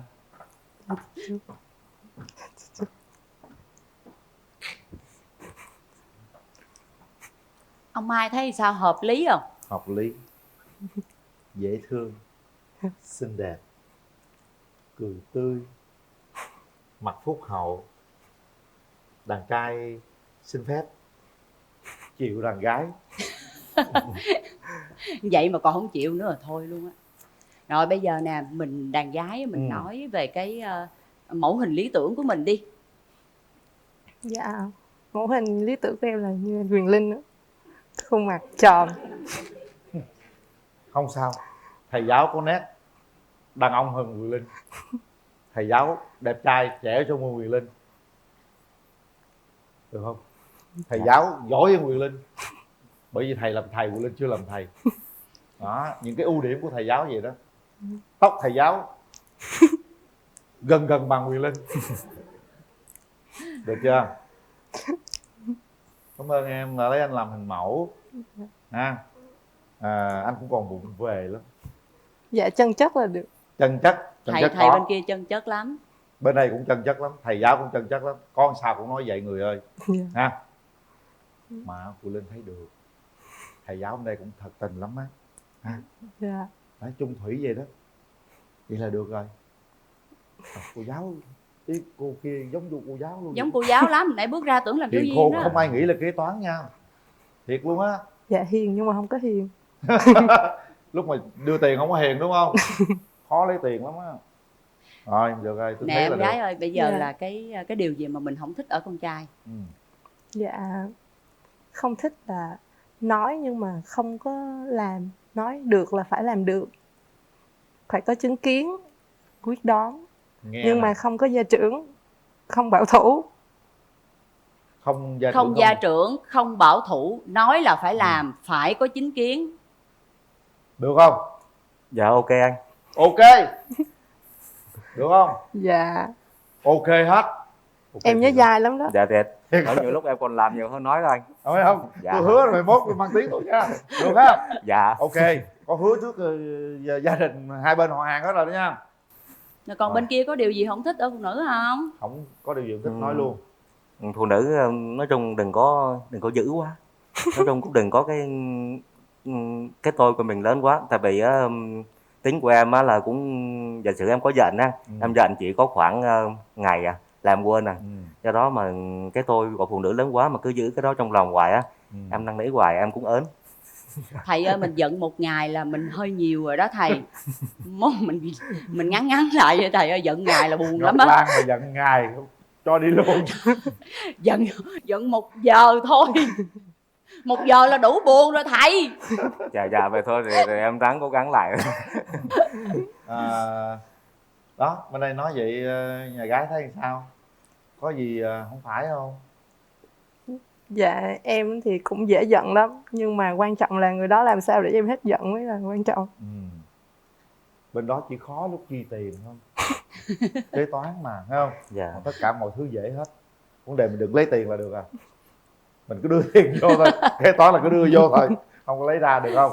Dạ cái đó là đơn giản. Tới đó thì em đưa luôn cái thẻ ATM cho, nếu mà gì đó thì đưa thẻ ATM luôn. Dạ, nếu mà chịu thương em thì em đưa thẻ cho thẻ ATM luôn. Bên đây nói là đưa thẻ ATM là phải có tiền trong đó Quan trọng nha. có tiền không? Thì tháng này không có thì tháng sau có anh. Tại vì lương tháng nằm trong đó mà. Ga lăng chưa? Tôi đưa thẻ ATM luôn. Được chưa? Được á, tôi chịu rồi. Chịu không? Tôi chịu. Rồi. Vậy thấy thằng trai ta ga lăng chưa? Bây giờ mình hỏi ý kiến người thân coi sao nè. Em gái đi với ai? Dạ em đi với mấy chị đồng nghiệp. Có mấy chị ngồi nãy giờ ngắm nghía rồi ha. Sao chị? Thấy nhà trai được không? Nhà trai trắc trở quá. cái micro nhà trai sao nãy giờ cái đồ nói nhà trai nãy giờ nó trục trặc hoài. Để sát lên là. Dạ thấy nhà trai thì cũng được đó. Cũng nói chung là chị thấy là chấm ok. Ok ha. Dạ. Còn có gì góp ý nhà trai không? Dạ góp ý thì chưa có góp ý được. Quen thì có cơ hội là quen xong mai mốt mình góp ý sau. Có gì nó quá đáng nãy giờ không? Dạ không, thế bình thường được. Dạ. Rồi cảm ơn. Không có gì góp ý nhà trai tôi đúng không? Chưa chứ không phải là không nha. Từ từ mới khó đúng không? Về đi nhậu vài ba cặp rồi dẫn đi ăn rồi có gì góp ý ha. Dạ. Thôi thầy đi với ai? Dạ hôm nay thì em tới trường quay chung với chú của em, chú và một em nữa là em hàng xóm. Nói chung em trai hàng xóm, còn một em nữa là em đồng nghiệp, em trai công tác trong trường. Vậy có chú ruột ha? Dạ chú bà con.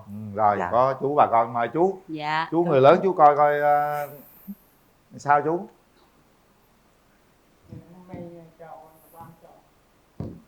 Chú để đằng sau cái chú để phía trong luôn á chú. Đó đúng rồi chú. Dạ. Chào Nhật Lan. Chào Dạ. Thanh Linh. Dạ. Chào mọi người. Tôi là chú của Trinh. Hôm nay được tham gia chương trình với cháu. Thấy nãy chứng kiến cuộc hẹn hò của nói chuyện với là các cháu trong trường quay này thì thấy cháu gái này cũng được hồi đủ cái chắc cũng thấy nhìn thấy cũng hồi đủ công dung ngôn hành ấy. Nên cũng hôm nay mà kết hợp giữa hiện đại và truyền thống thì càng tốt. Cho nên mong hai cháu là xem xét là có quyết định đúng đắn để đi tới tương lai. Rồi, cảm ơn Dạ, chú. cảm ơn chú. Bây giờ thầy giáo hít hơi thật sâu vô nha, thở đều ra, mạnh mẽ lên, chuẩn bị gặp đối phương nha. Ha. Chúng ta Có mở nhiều- rào nè. Có nhiều mình kê nói hết nhiều nha. Dạ, dạ. Giống như thầy giáo dạy sinh với lại kỹ thuật thôi nha, coi như đó học trò của mình đi, cứ thoải mái lên nào. Mở rào.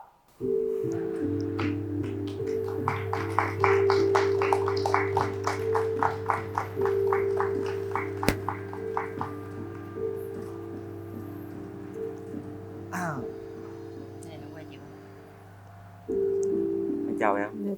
Rồi đó. Rồi tặng quà, tặng quà, tặng quà. Tặng đi.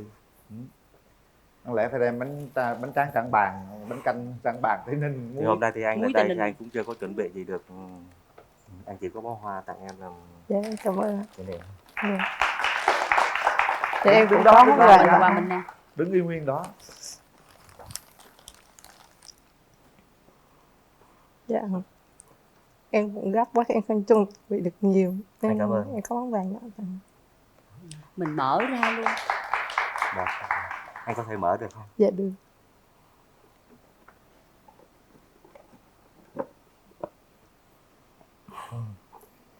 Không, quà dễ thương quá.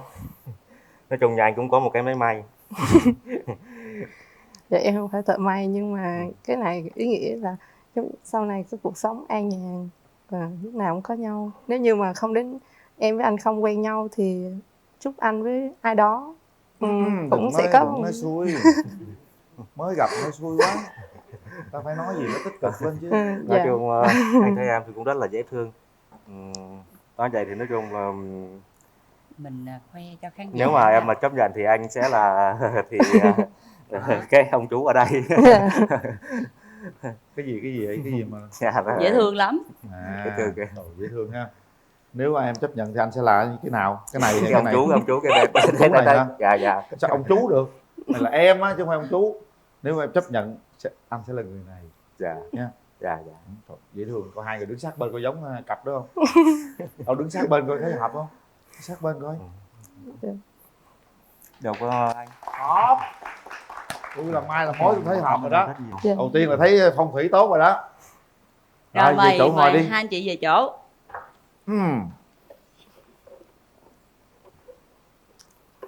Để đây. Tôi giữ cho sợ mất mấy mai nữa. Đó. Trời, dễ thương ha. Rồi bây giờ anh có nhận xét gì về nhà gái không? Thật ra thì em rất là dễ thương. Nói chung là dễ thương, đẹp, nói chung ngoài sức tưởng tượng của anh. Dạ. Nếu mà có cơ hội ấy, thì anh cũng rất muốn cùng em đi dã ngoại ở đâu đó cũng được. Nói chung em có thích đi dã ngoại không? Dạ em thích, em thích đi kiểu nghỉ dưỡng.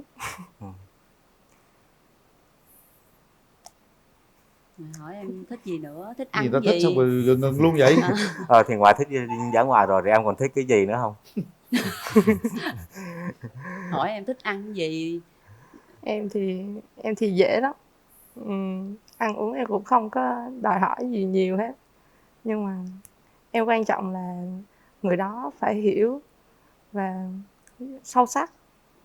Tại vì em tính cũng hơi khó. Hơi khó hả? Thì anh cũng ráng cố gắng, nhưng mà có như thế này nè em, có nghĩa là nói chung anh thì cố gắng, mà có là anh thì đơn giản lắm. Nếu mà người đó thật sự mà chia sẻ một chút xíu thôi thì nói chung thì chắc cố là anh sẽ hiểu sâu sắc, và giá nào thì anh cũng không bỏ cuộc. Câu này được. Dạ anh nói được là phải làm được. Ok. Em Ok, là này em căng nhớ lắm dai nha. lắm. Ai mà đã nói với em cái gì rồi là em nhớ miết luôn á. Ok. Mà giả sử anh làm không có tới á, thì có thể lúc đó em có thể nhắc anh. nói chung tính của anh là lúc có nào cũng chắc kiên tính trì em lắm. thì chắc có nhắc á. Mà không những nhắc ít mà có thể nhắc nhiều nữa. Nhắc nhiều á. Nhắc nhiều cũng không sao. Nói chung anh cũng hay quên. Nhưng mà người ta kêu là lèm bèm đó anh. Lèm bèm á hả? Nói chung không có đâu, người phụ nữ mà nhắc mình là người ta cũng muốn quan tâm chia sẻ, chắc là cũng anh nghĩ là em cũng chắc cũng không đến nỗi đâu. Nhưng mà em yên tâm, nói chung là những cái gì mà việc anh đã làm rồi thì anh sẽ làm cho dứt khoát, do đó là cũng không phải mà chờ tới mức mà gọi là nước tới chân anh mới làm đâu. Dạ. Quan điểm về hôn nhân gia đình của mỗi bên như thế nào, trao đổi với nhau nghe. Thật ra thì nói với bạn bên kia kìa. Thật ra thì em thích hôn nhân gia đình, quan điểm như thế nào em? Em thì theo em thì lúc nào em cũng tôn trọng hạnh phúc gia đình hết, nên là gia đình với em là quan trọng nhất. Cái gì không phải thì phải nói, giải bày cho nhau hiểu, chứ không được giấu rồi xong rồi làm những cái gì đó sai trái. Nói chung em như vậy là nói chung là rất là tốt, nói chung là giống như một cái người mà anh cũng từng mong đợi như thế. Thầy ơi, thầy đi dạy xong về thầy có hay đi chơi với bạn bè rồi có hay đi uống bia được không thầy? Có lúc hồi trẻ đó chị, hồi trẻ đó thường thứ bảy chủ nhật đó là em cũng thường giao lưu với đồng nghiệp. Dạ. Nhưng bây giờ thì em cũng 30 mấy tuổi rồi, em thường em về nhà xong rồi em làm những công việc nhà không à, ví dụ như trồng rau này nọ đó để cho ba mẹ ăn. Dạ. Còn thời gian rảnh nữa thì em cũng có khả năng tập thể thao, lâu lâu đi chơi bóng chuyền 1-2 bữa gì đó. Dạ. Rất là phù hợp với nhà gái, mà gái cũng thích là làm cái công việc gia đình, thích chăm sóc cho gia đình thôi. Dạ, nói chung gia đình là nhất, rồi mới nghĩ tới là bạn bè anh em. Dạ. Nhà anh đông anh em không? Nhà anh á hả? Nhà anh thì có ông anh trai rồi với anh thôi. Nói chung là ông anh trai trong cái mùa dịch này á, thì đáng lẽ là có anh trai anh đi nữa, nhưng mà do ảnh bên quân đội á, rồi ảnh ở bên đó luôn, rồi ảnh không có về được. Ba mẹ thì mắc chăn 2 đứa cháu nhỏ đó, rồi ông già cũng bị cao huyết áp nữa nên ở nhà, nên không có đi được á. Thì chứ ba mẹ cũng rất là muốn đi. Sao ba mẹ em xem truyền hình sau cũng được. Nhà em thì đông chị em lắm. Đông chị em lắm. Toàn chị em không à. Vậy là em thứ mấy trong gia đình em? Dạ em thứ 3. Em thứ 3. Dạ. Vậy thì khả năng làm dâu cao đó. Thì anh cũng thứ 3 nè. Rồi giờ anh ba chị ba bây giờ hẹn hò với nhau thì gặp gỡ nhau ở đâu? Tại vì thầy là hình như dạy ở Tây Ninh, là chắc thầy cũng ở phía trên đó hả thầy? Dạ. Dạ. Có bị xa nhau quá không? Rồi hẹn hò nhau làm sao? Rồi anh ba chị ba có tính trước đi. Thật ra ở đó thì đây thì chắc cũng không xa đâu. Nếu thật sự mà em có một cái cảm giác gì đó thấy anh cũng được á, thì 1 tháng thì anh chắc lên ít nhất là 2 lần. Thầy ơi, 2 lần hơi ít thầy ơi. Thầy ơi, bây giờ mình 39 tuổi rồi, mình đâu có còn trẻ trung gì nữa đâu mà thầy tháng thầy lên 2 lần rồi tới chừng nào mới đám cưới? Ta lên 2 lần mà chất lượng. 1 tháng lên 2 lần. Phải lên nhiều. Không, người ta xin phép 2 lần. Ví dụ tháng thì nghỉ phép là ta xin 1 tuần phép luôn, ta lên 2 lần, mỗi lần tuần được không? Quan trọng là chất lượng thôi chứ không phải là số lượng. Làm gì hốt quảng gì vậy? Thầy 39 tuổi thần tài là năm nay lấy vợ được nè. Năm 22 lấy vợ được nè. Tháng lên 2 lần lên tuần hả thầy? Dạ không có chị, tại vì công việc á, rồi thứ bảy chủ nhật em mới rảnh em mới lên. Còn ví dụ hè đó em, ví dụ hè thì anh cũng nghỉ được mấy tháng hè đó, thì hè có thể thì anh sẽ lên thăm em thường xuyên hơn. Hè ta chốt cho đây 3 tháng luôn. Nhưng bây giờ nè, em gái là ở đâu ta? Dạ em ở Tân Bình. Tân Bình, ở huyện nào? Dạ em ở thị trấn Tân Biên. Tân Biên. Dạ. Tân Biên lên Tân Bình không có bao nhiêu, cùng chữ Tân mà. Tân Biên lên Tân Bình có bao xa, xe máy chừng tiếng mấy tới à. Không có, còn đi ô tô thì nó nhanh hơn chút, thấy không? Ủa gần vậy em tưởng đâu là Tây Ninh xa lắm. Ai nói Tây Ninh xa? Tưởng xa. Không thì có xa. tưởng đi cũng phải 2-3 tiếng đồng hồ. Lúc đó chưa là làm đường cao tốc, ta chuẩn bị làm đường cao tốc rồi. À. Đi nhanh lắm. Giờ em gái nhu cầu của mình là mình mong muốn mình hẹn hò là cái thời gian hẹn hò nó như thế nào? Bên đây là tháng lên có 2 lần thôi đó. Em thì cũng không quan trọng về vấn đề mà anh đến nhiều lần hay không, nhưng mà quan trọng là có thật tâm hay không, nó mới quan trọng. Đúng Cho rồi. dù anh ở đâu đi chăng nữa mà phải có sự tin tưởng hay là chân thật với nhau á, thì ở đâu cũng được. Đến một vài lần cũng được, không sao, nhưng em quan trọng là thật. Nếu như mà có cơ hội thì phải thật. Thật nhất có thể. Không, tôi vẫn muốn là thời gian đầu tìm hiểu nhau thì cái lịch gặp nhau nó dày thêm một chút nữa. Để có nhiều cái điều kiện để tìm hiểu nhau, nó đi chơi với nhau nhiều. Mà đang dạy mà sao gặp nhiều được? Thiện tuần lên không lẽ lần. bỏ dạy. Tuần Thì... lên 2 lần, mỗi lần là thứ 6, chiều thứ 6 là đi rồi. Lên tới đây chơi ngày thứ 7, chủ nhật, khuya chủ nhật mới về. Hoặc sáng sớm thứ 2 về 2 ngày rồi, thấy không? Dạ chơi nhiều quá à. Chơi Được. nhiều. Hả? Một lần gặp nhau chơi nhiều quá thì nó cũng không có được đâu. Không lẽ lên rồi về đường xa xôi. Một tuần lên một lần gặp nhau mấy tiếng đồng hồ để hiểu nhau, rồi mai mốt quen thân rồi thì khác. Thì cũng được đi, một tuần lên lần cũng được, không có xa. Lên tối thứ 6 lên, tối thứ 7 về, còn chủ nhật lo chuyện riêng. Được không thầy? Dạ nhất trí. Mình phải tìm hiểu. Dạ. Trí nha. Nói chung là dạ vì tương lai thì dạ một tuần em ráng lên một lần, còn những vấn đề khác thì mình cũng tranh thủ mình gạt qua một bên. Thấy chưa? Dạ. Ta đâu có hứa lèo đâu, ta suy nghĩ cho nó kỹ ta mới hứa. Ở đây ông Mai bà Mối bàn cho nó kỹ ha, chứ không phải là xen vô chuyện của hai em, nhưng mà bàn cho nó kỹ để mình nói đây là nói thiệt nha, chứ không có nói chơi nha. Dạ. Nói là có hàng triệu người chứng kiến đó. Tuần lên lần, nhiều khi lên biết đâu người ta thương ta chốt trên đây luôn á. Chuyển công tác luôn. Chuyển luôn á, không có giỡn đâu. Khi mà tình yêu nó đủ lớn rồi, nó thăng hoa rồi thì cái gì nó cũng được hết trơn. Đó, được chưa? Thấy thầy giáo chân thật chưa? Rồi bây giờ mình nói về cái chuyện là ví dụ như hai anh ba chị ba lấy nhau rồi muốn đẻ bao nhiêu người con? Trời sao cười không vậy? giờ ưu tiên nhà gái nè, muốn mấy trai mấy gái, hay muốn trai không hay muốn gái không? Dạ cái đó không biết được. Thích trai hay gái? Không, mình phải dạ nói thích ra. con trai. Thích con trai. Còn nhà trai thích con trai hay gái? Dạ em thì em thích con gái. Vậy đẻ đứa trai đứa gái ha. Đúng là quê. Làm như dễ đẻ lắm. Làm như nói muốn đẻ. Tôi xưa tôi cũng nói vậy á, y chang muốn trai đứa gái đó. Trời cho sao mình đẻ như vậy, thấy không? Đừng có bắt buộc là phải phụ nữ phải đẻ. Phụ nữ đâu có quyền để đẻ con trai hay con gái. Phụ nữ cũng không có nhiệm vụ để đẻ con trai con gái.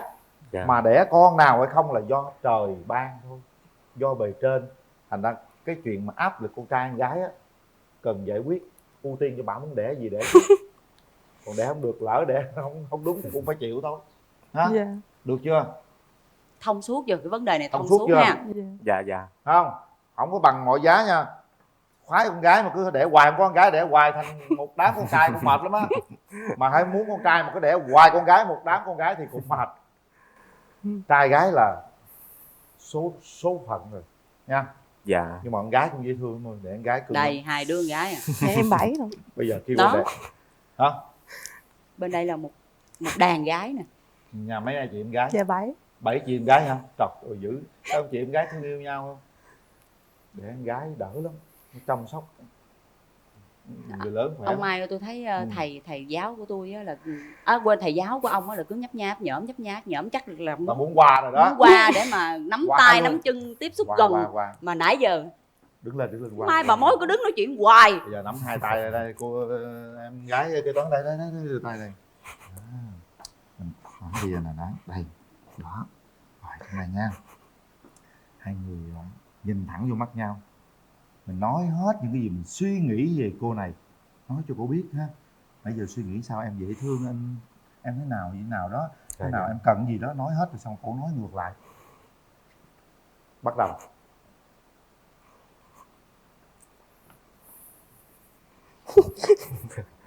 Gì vậy? Trời ơi, anh ba chị ba cười không mà nãy giờ á.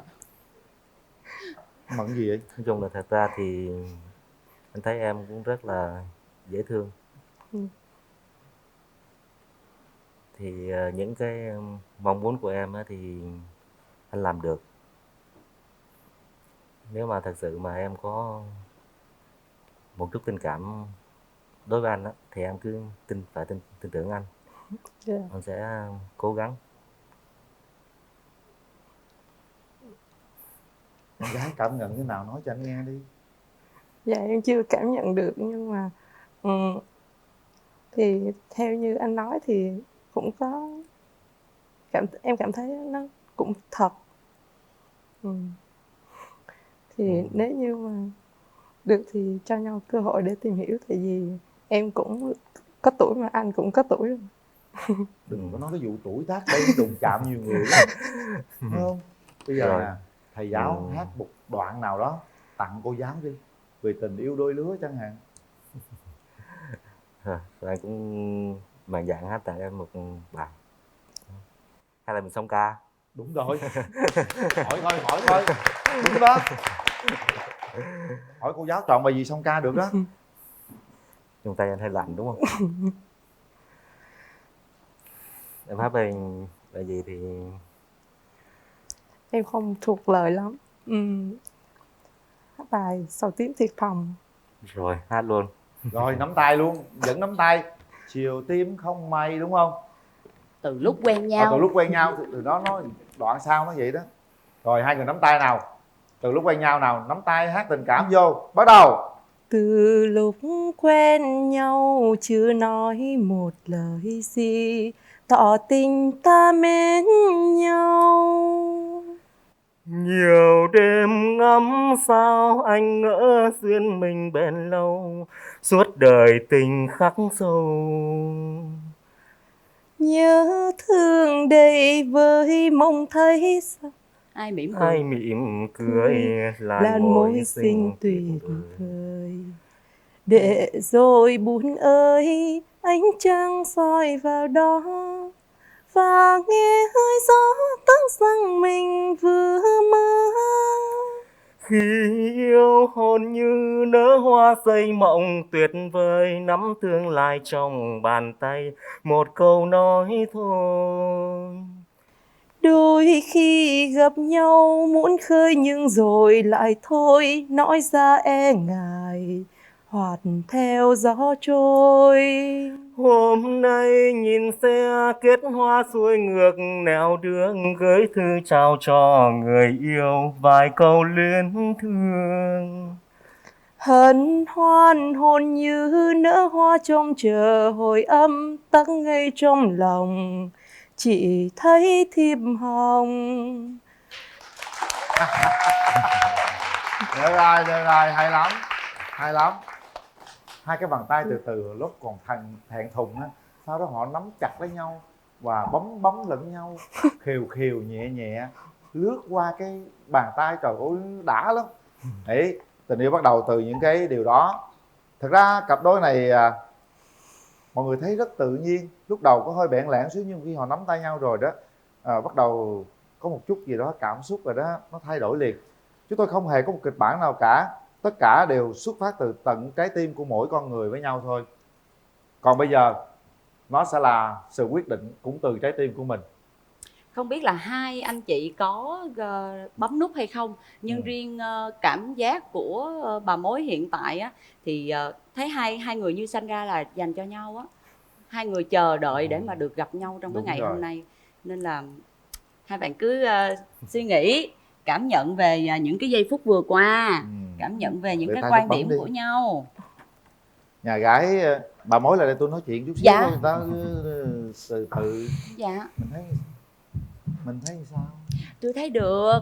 Tôi thấy hai bạn này rất là hợp nhau nè, đẹp đôi nè, có rất là nhiều cái chung với nhau, và quan trọng là hai người này có cái sự sâu sắc rất là nhiều. Thật ra nhà trai rất chịu nhà gái từ giây phút ban đầu.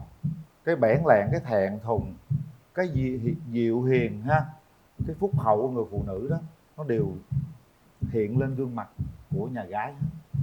Mà nhà trai tôi cũng tự chịu nhà trai tôi luôn. Nhà trai tôi chân thật, bản lĩnh. Nhà gái bên Dễ đây thì thương. rất là đảm đang, công dung ngôn hạnh, là Lan xin đảm bảo luôn là nhà gái rất là đầy đủ luôn á. Nhà trai tôi là giáo viên, chín chắn, thấy không? Hứa là chắc như bắp, nói cái gì làm cái đó.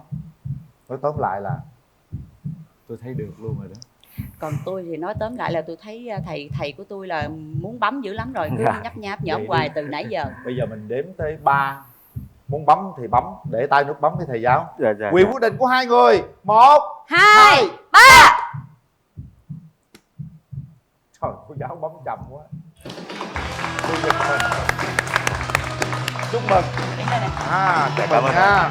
Nào, bây giờ chính thức là hai người hẹn hò với nhau rồi đó. Mình nắm tay đi nào. Bây giờ đó, đồng ý hẹn hò là đồng ý để có thể tìm hiểu nhau, trao nhau những cái lời yêu thương ngọt ngào. Đó, nắm tay. Giờ là Đó, giờ thiệt nắm rồi tay đó. công khai được rồi. Đó, công khai rồi đó, đó, đúng rồi. Nào xen cái tay vô. Đó, đúng rồi đó.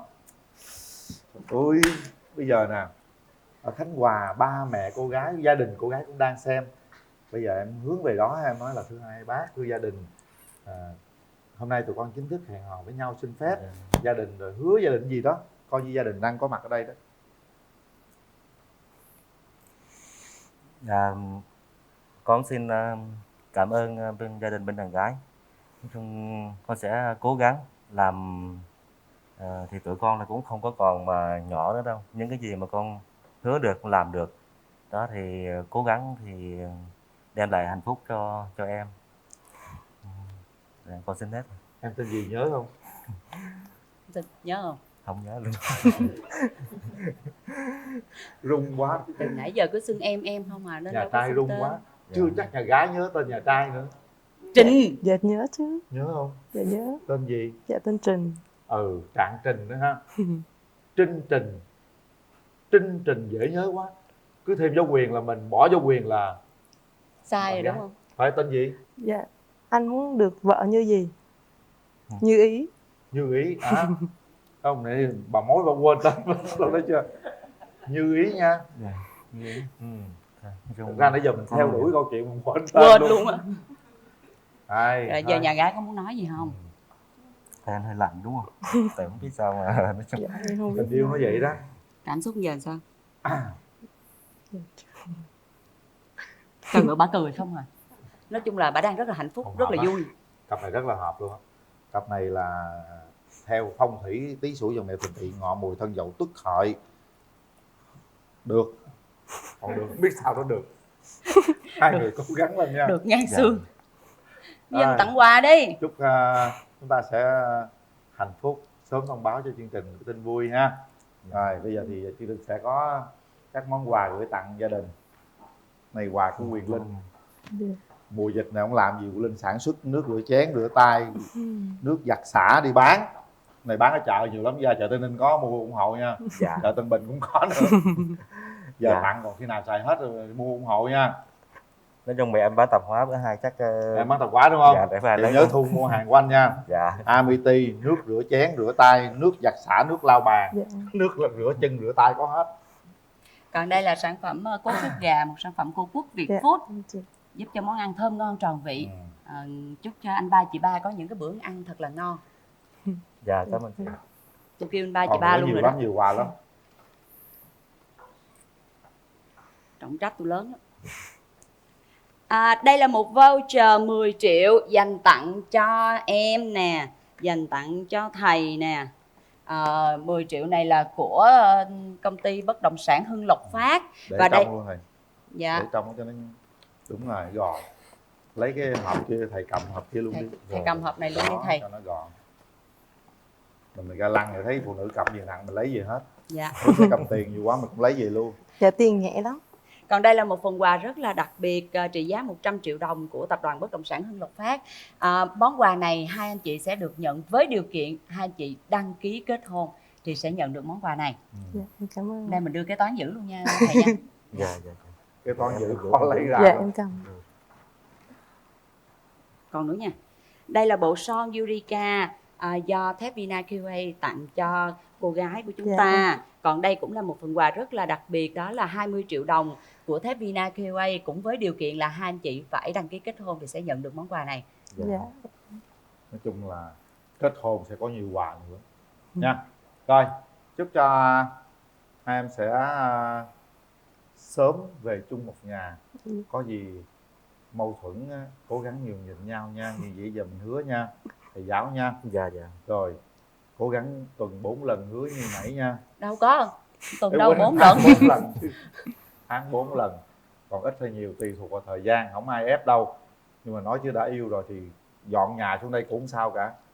Rồi, cảm ơn hai em đã tham gia chương trình. Dạ, cảm ơn chị. Em xin cảm ơn tất cả mọi người. Dạ, mình đi bên này, đi bên này. Đây. Không để cho con cái phải chứng kiến những cảm giác quà của hai vợ chồng đúng không? Muốn tìm một mẫu người bạn trai như vậy. Điều gì em không thích ở người bạn trai? Không thích ở bạn trai thì thật ra không thích tính gia trưởng cho lắm. Còn ngoại hình thì không có đánh giá cao ngoại hình, chỉ là bạn không cần gia trưởng là được. Chỉ cần không cần gia trưởng thôi. Bạn trai, mẫu người bạn gái của em thì sao? Dạ, mẫu người bạn gái của em thì trước hết là bạn gái vui vẻ, hòa đồng và năng động, một chút gì đó cá tính, và hơn nữa là phải thông cảm, biết sẻ chia. Còn về ngoại hình thì không cần phải là quá đẹp quá hay gì, chỉ cần cân đối xứng với em rồi. Em có phải là một người gia trưởng không? Dạ không ạ, em không có tính gia trưởng này. Hiền lắm, không có gia trưởng đâu. Anh thấy mặt rất là dễ thương, phúc hậu, rất là hiền nữa. Em không? Con tên là Dương Cẩm Giang, năm nay con 24 tuổi.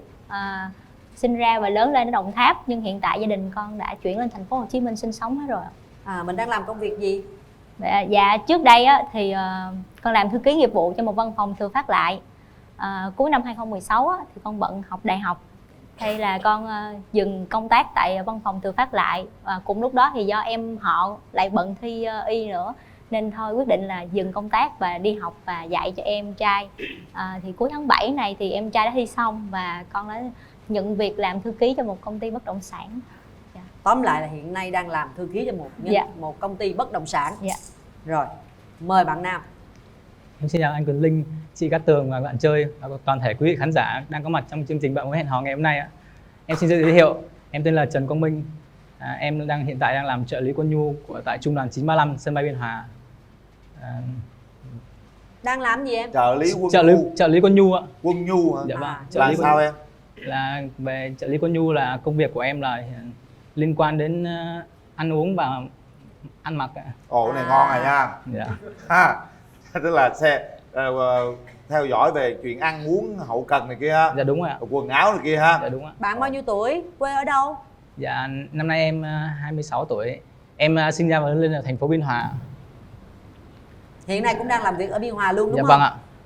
Rồi. Vậy là thuận tiện rồi, làm gần nhà rồi ha. Dạ vâng ạ. Ủa, em nãy em nói em đang làm ở công ty ở đâu? Thành phố Hồ Chí Minh đúng không? Dạ. Rồi. Điểm mạnh, điểm yếu của em là gì? Trước tiên thì em kể về điểm yếu em trước. Rồi nói lớn lên cho anh nghe. Em thì hay mất ướt. Ví dụ như anh trai mà nói nặng một xíu là tự nhiên cái nước mắt chảy thôi mà không biết chảy vì sao. Chà, chết à. Cái này là em hơi hiền quá nên dễ bị ức hiếp. Ví dụ như lúc nhỏ hai anh em đi học, có một cái anh kia anh cứ hay giật tóc em, xong cái về không dám mét mẹ mà còn không dám nói bố luôn. Xong là về kể anh trai, cái là hai anh em bài kế ra, đợi cái bạn nó đi ngang nhà, xong rồi anh ôm cái bạn nó lại, xong rồi em cắn một cái, xong rồi chạy vô nhà, hai anh em đóng cửa lại. Trời ơi, giống quỷ không? Nhưng mà bây giờ em yên tâm, nếu em có một bạn trai là quân nhân thì anh nghĩ là không ai dám ăn hiếp em. Dạ. Nhược điểm thứ ba là em dễ bị mềm lòng lắm.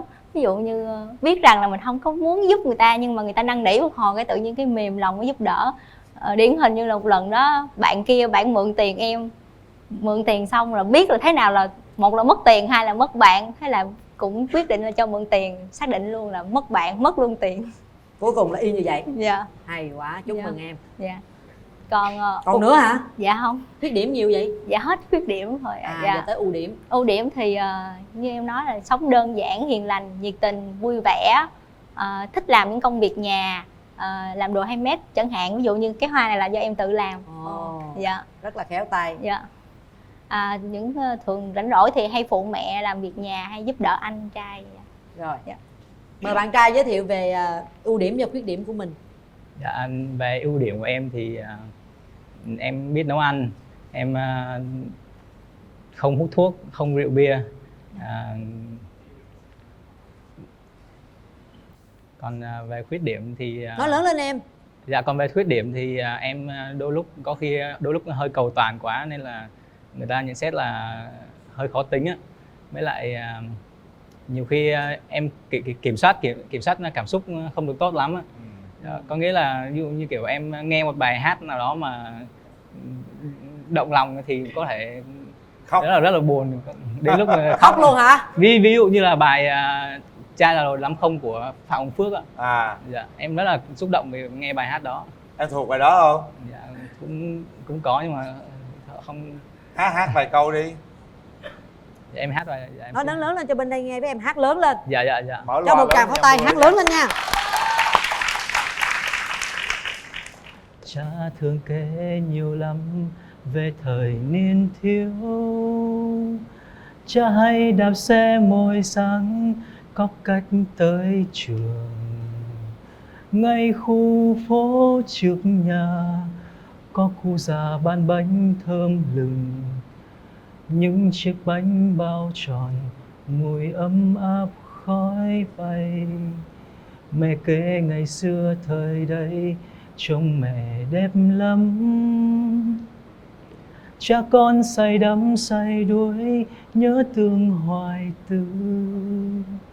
Ôi những túng hẹn hò chiếc xe đạp đưa đón con về.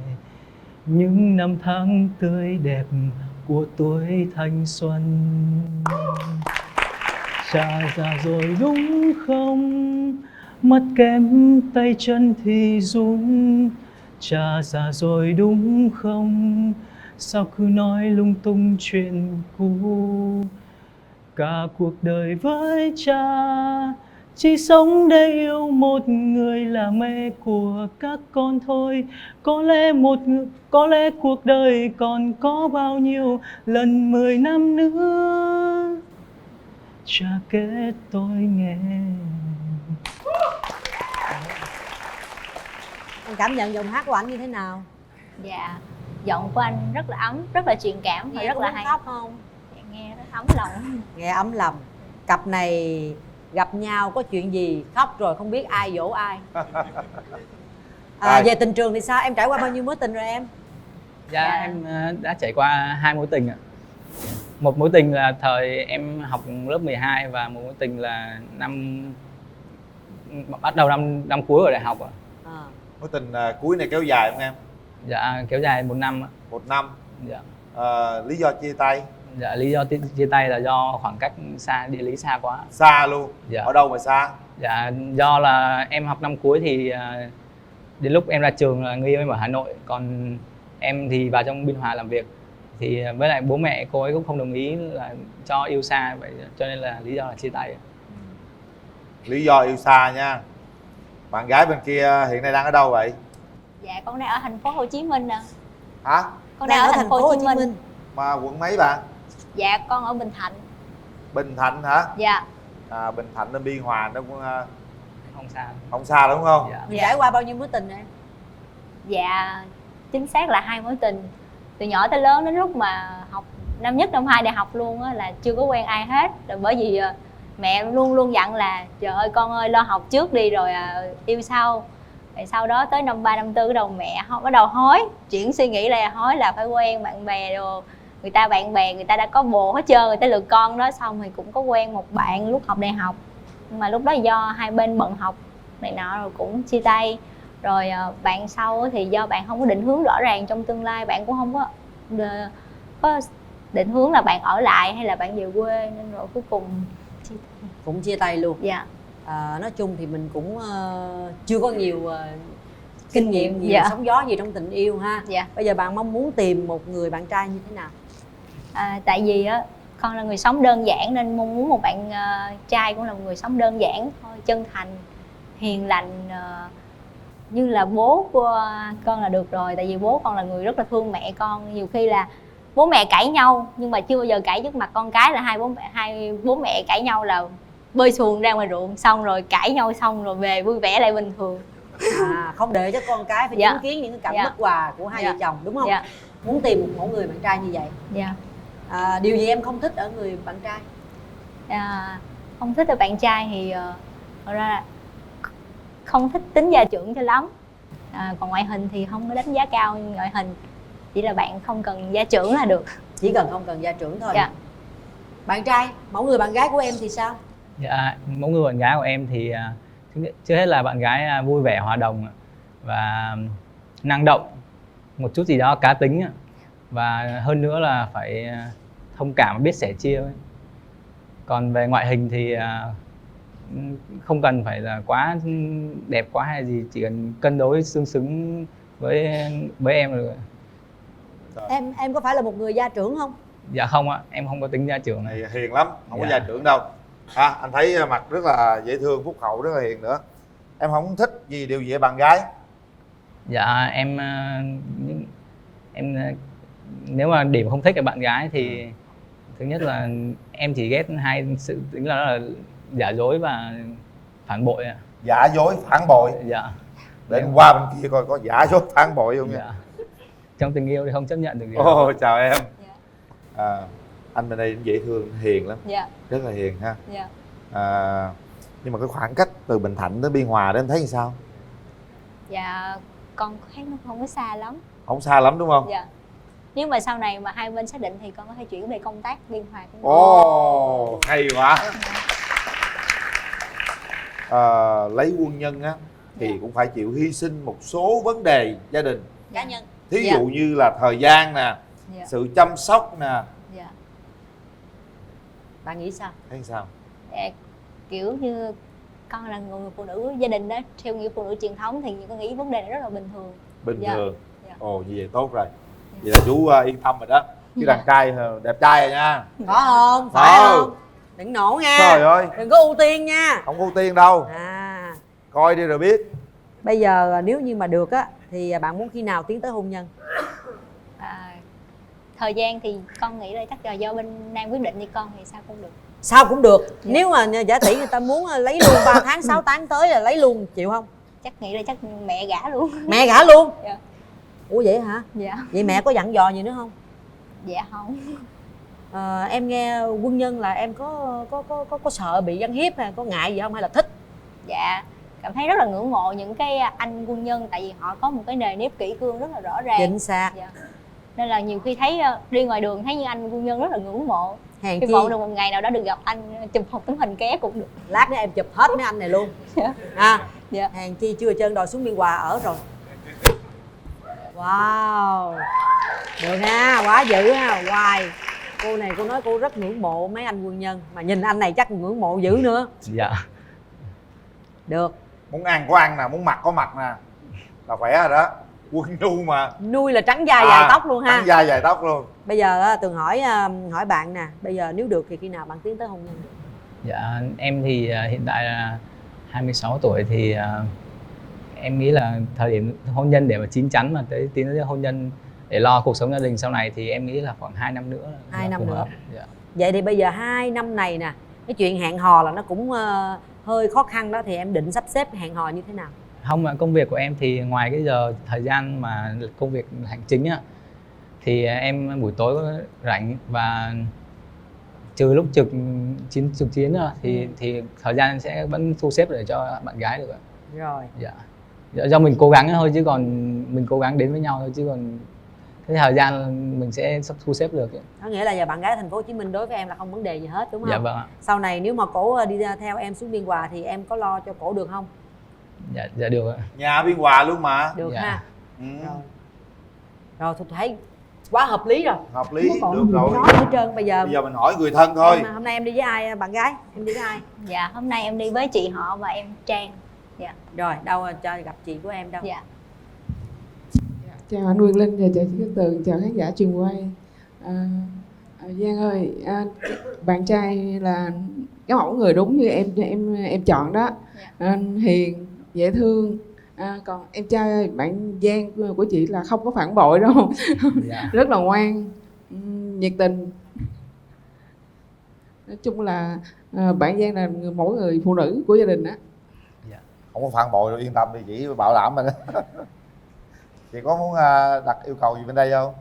Dạ không à, em thấy là ổn. Ổn hả chị hả? Dạ. Rồi cảm ơn chị. Vậy được cho em. Được rồi ha. Rồi. Không biết là mấy anh có anh nào sẽ đại diện cho bên nhà trai ạ? Xin chào anh Quyền Linh, chị Cát Tường. Dạ. Chào quý vị khán giả xem truyền hình. Anh muốn nói với Minh mấy câu như này này. Em Giang bên này thứ nhất là hiền, thứ hai là ngoan, thứ ba là thông minh, xinh đẹp, đẹp lung linh đấy. Thế và anh thấy là rất hợp với Minh. Thế còn anh nói với Giang là Minh là một người rất là ngoan, ngoài phẩm chất đạo đức chính trị rồi về năng lực chuyên môn rất là tốt. Minh còn rất là tài giỏi trong việc đi chợ. Và thứ hai là thêu thùa may vá gập quần áo là chuyên ngành đấy. Nên là anh hy vọng là hai người sẽ đến với nhau. Xin cảm ơn. Trời, quá tốt. Lời giới thiệu của thủ trưởng rất là ý nghĩa. Dạ. Nấu nướng này kia, đi chợ ha, may vá thêu thùa số 1. Trời ơi, chị là chị bấm liền chứ chị không Giờ chờ hiếm có đợi người gì đàn nữa. ông mà đi chợ mua may vá thêu thùa lắm em ơi. Rồi, thôi bây giờ là nói thì nói, vẫn theo thủ tục là hai bạn phải gặp nhau, trò chuyện tâm tình coi mình có cảm tình với nhau hay không nha. Kéo màn lên.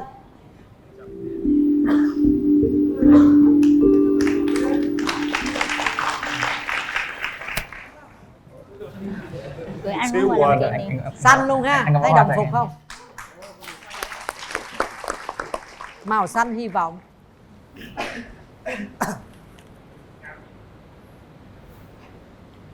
Rồi, chúng ta có khoảng không gian riêng đó. Các bạn cứ thoải mái đi nha. Anh muốn hỏi bây giờ là hiện tại cảm xúc của em nào khi nhìn thấy anh? Dạ, cảm thấy rất là hồi hộp. Dạ. Lần đầu tiên được gặp một anh quân nhân rất là đẹp.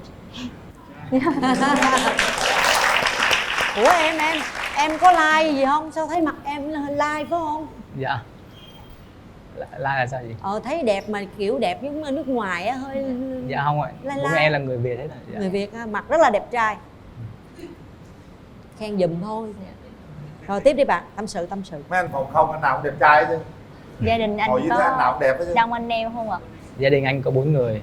Dạ. Bố mẹ anh với lại anh và một em trai nữa. Đang học lớp 12. Dạ. Nhà em thì hơn nhà anh một xíu. Nhà em có 5 người, bố mẹ em, anh trai hơn em 2 tuổi, em và một cô em gái đang học lớp 7 nữa. Dạ. Bây giờ em sở thích của em là bây giờ em thích đi xem phim, uống trà sữa như ba cô gái khác không? Dạ. Thỉnh thoảng thôi anh, thường thì rảnh thì em ở nhà đọc sách, thêu, em thích thêu, nấu ăn, làm bánh. Dạ. Em thêu tranh cũng không đến nỗi xấu lắm. Dạ. Em không có câu hỏi gì với anh à? Dạ. Lần đầu tiên anh gặp em, anh cảm thấy thế nào? Thì nãy như lời của anh Cường nói thì em rất là hiền, ngoan, nhỏ nhắn, xinh xắn. Dạ. Thì anh thì chỉ biết cảm nhận đầu tiên của anh chỉ là như thế thôi, chứ còn sau tìm hiểu thì nó sẽ khác. Anh mong muốn có một mẫu bạn gái như thế nào? Nãy thì anh có nói đó, thì về ngoại hình thì nó cũng tương đối là tương xứng. Về tính cách thì phải qua tìm hiểu, qua trò chuyện lâu ngày thì mới biết được, đúng không? Còn bây giờ thì ấn tượng ban đầu nó là như thế thôi. Còn về lâu về dài thì mình phải tìm hiểu nhau thêm, đúng không em? Miễn là đừng có phản bội là được. Dạ. Tương lai thế nào các bạn thử định hướng của tương lai. Đúng Nếu rồi. như hai người lấy nhau chúng ta sẽ làm gì, ở đâu, làm gì và phát triển kinh tế như thế nào? Anh trước. Anh cái câu này hơi xa quá. Không, mình cứ thử tính thôi sao? Dạ thì bây giờ tương lai xa thì nếu mà chúng ta đến với nhau thì em có đồng ý về Biên Hòa hay không? Dạ. Khi nãy em cũng có nói là nếu như mà chúng ta xác định đó, thì em có thể chuyển công tác về Biên Hòa công tác. Dạ. Vấn đề con cái sao em? Trai gái gì đó mình thỏa thuận nhau luôn đi, ai thích trai thích gái gì đó. Cổ về Biên Hòa thì cổ ở đâu em? Thì ở nhà em. Nói với cổ. Dạ. Còn vấn đề về con cái thì không quan trọng con trai hay gái, con nào cũng là con hết. Dạ. Nên là cứ đẻ ra là con mình, là mình yêu thương thôi. Còn Còn anh không quan trọng trai gái, cũng không gia trưởng gì hết. Dạ. Kinh tế, quản lý kinh tế như thế nào? Nếu mà quản lý kinh tế thì lương của em như lương quân nhân thì mọi người cũng biết chỉ có lương không thôi, còn sẽ lo cho người vợ quán xuyến. Còn em chỉ lo tập trung vào công việc và chăm sóc gia đình nữa. Bây giờ kế hoạch hẹn hò trong thời gian sắp tới để mà chờ mà tới tìm hiểu và tới hôn nhân thì còn một cái đoạn đường cũng dài đó. Đoạn đường đó em định hẹn hò lập kế hoạch ra sao? Kế hoạch thì những lúc thời gian rảnh thì có thể lên Sài Gòn đưa bạn gái đi chơi xem phim. Em hỏi cổ thử coi là bây giờ cổ nhõng nhẽo lắm á, cổ hay mít ướt hay khóc nữa. Rồi bây giờ bao lâu thì em thăm cổ được một lần, rồi cổ rảnh cái giờ nào có trùng khớp cái thời gian với em không? Em trao đổi với cổ coi. Em thứ bảy nhật em có rảnh. Thường em làm từ thứ hai thứ bảy từ 8:30 đến 5:30, còn những các buổi tối thì em đều rảnh, thứ bảy chủ nhật rảnh. Chỉ có thứ ba với thứ năm em đi học tiếng Trung thôi. Vậy thì cơ bản thời gian là trùng với thời gian rảnh của anh. Nếu mà có dịp thì chúng ta sẽ hẹn hò. Em có bài hát nào đó tỏ tình với cô gái không? Nãy vừa hát xong giờ lại hát nữa. Hát tỏ tình đi. Hai người kiếm bài hát chung được không? Có không? Dạ con hát dở lắm. Nếu anh nói anh yêu em gì đó. Thôi em sẽ hát bài Ánh Nắng Của Anh của Đức Phúc. Em có thể đứng lên, hai người đứng lên để nhìn thẳng mắt nhau trong lúc hát đó. Nào, đứng sát vào nhau. Từ bao lâu nay anh cứ mãi cô đơn bơ vơ, bao lâu rồi ai đâu hay. Ngày cứ thế trôi qua miên man, riêng anh một mình nơi đây. Những phút giây trôi qua tầm tay, chờ một ai đó đến bên anh, lắng nghe những tâm tư này. Là tia nắng ấm, là em đến bên anh cho vơi đi ưu phiền ngày hôm qua. Nhẹ nhàng xóa đi bao mây đen vây quanh cuộc đời nơi anh. Phút giây anh mong đến tình yêu ấy. Giờ đây là em, người anh mơ ước bao đêm. Sẽ luôn thật gần bên em, sẽ luôn là vòng tay ấm em, sẽ luôn là người yêu em, cùng em đi đến chân trời. Lắng nghe từng nhịp tim anh, lắng nghe từng lời anh muốn nói. Vì em luôn đẹp nhất khi em cười, vì em luôn là tia nắng trong anh không xa rời. Em gái vẫn nắm tay đi bạn. Nào, em gái cảm nhận những giây phút vừa qua thế nào? Hãy nhìn thẳng mắt anh ấy nói. Rất là hồi hộp và tay rất là run ạ. Giọng anh rất là ấm, rất là truyền cảm và ngọt ngào. Anh hãy nói câu gì tự đáy lòng của mình đi. Giờ em hiện tại thì em đồng ý hẹn hò với anh nhé.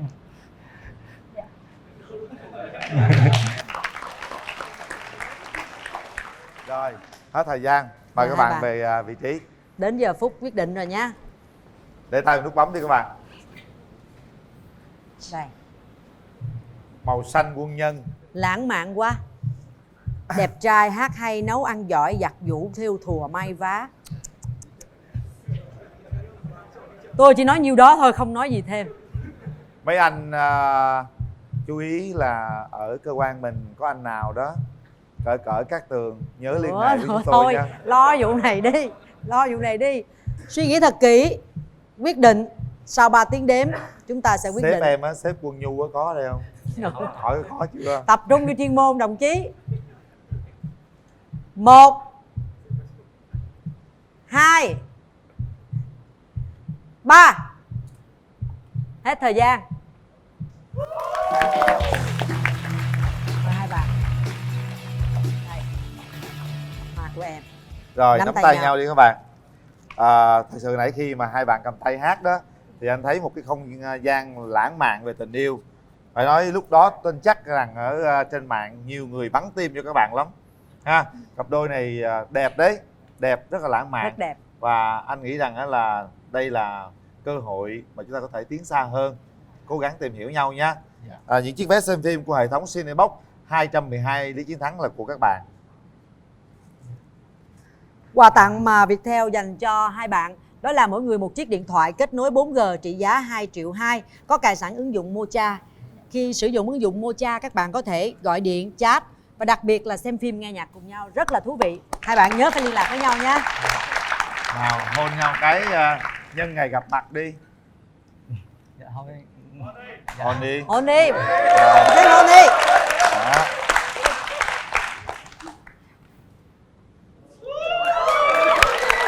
Bé dễ thương, dễ Đúng mà sợ. cũng dễ thương nữa thiệt Trời á. ơi. Mới vừa đưa vô cô này. Trời ơi. Thiệt á, ở đây mấy cô kia là toàn là né đồ gì nè, nhăn lại trời ơi. Hai anh quân nhân á, anh quân nhân trước thực sự là hơi khô chút xíu. Anh nói cũng đúng, hơi vô cảm xíu. Nhưng mà anh quân nhân thứ hai này Bù lại tuyệt vời, ha, quá tuyệt vời. rất tình cảm, đầy đủ hết trơn á, đẹp trai nữa. Cô này cũng quá dễ thương luôn. Thôi chúc các bạn sớm trở thành cặp đôi dễ thương nhất trong chương trình Bạn Muốn Hẹn Hò nhé. Em cảm ơn anh chị ạ. Rồi, cảm ơn hai bạn. Chúc hai bạn hạnh phúc. Ây da, cái cặp đôi này mới đẹp làm sao, một Rất màu đẹp. xanh hy vọng là mình sẽ được mời đến dự một cái đám cưới thật là hoành tráng của quân đội, đúng không anh? Đưa máy bay tới chợ đó. Hồi đó giờ em chưa được cái cảm giác đó luôn á. Bữa nào mình xin ảnh lên chỗ cơ quan thăm ha, coi làm việc như thế nào. Rồi sẵn lên đó em có làm mai cho các Tường, làm mai luôn. Thưa quý vị, như vậy là ngày hôm nay ông Mai bà Mối đã hoàn thành xuất sắc nhiệm vụ của mình, mai mối cho hai cặp đôi rất là đặc biệt và hy vọng là họ sẽ sớm báo tin mừng cho chúng tôi. Đây là một trong những số đặc biệt có sự tham gia của các cán bộ chiến sĩ quân nhân chuyên nghiệp đang công tác trong quân đội nhân dân Việt Nam. Thành ra là các bạn cũng nên chú ý ở quân đội thì cũng có rất nhiều anh đẹp trai giống như anh nãy ha.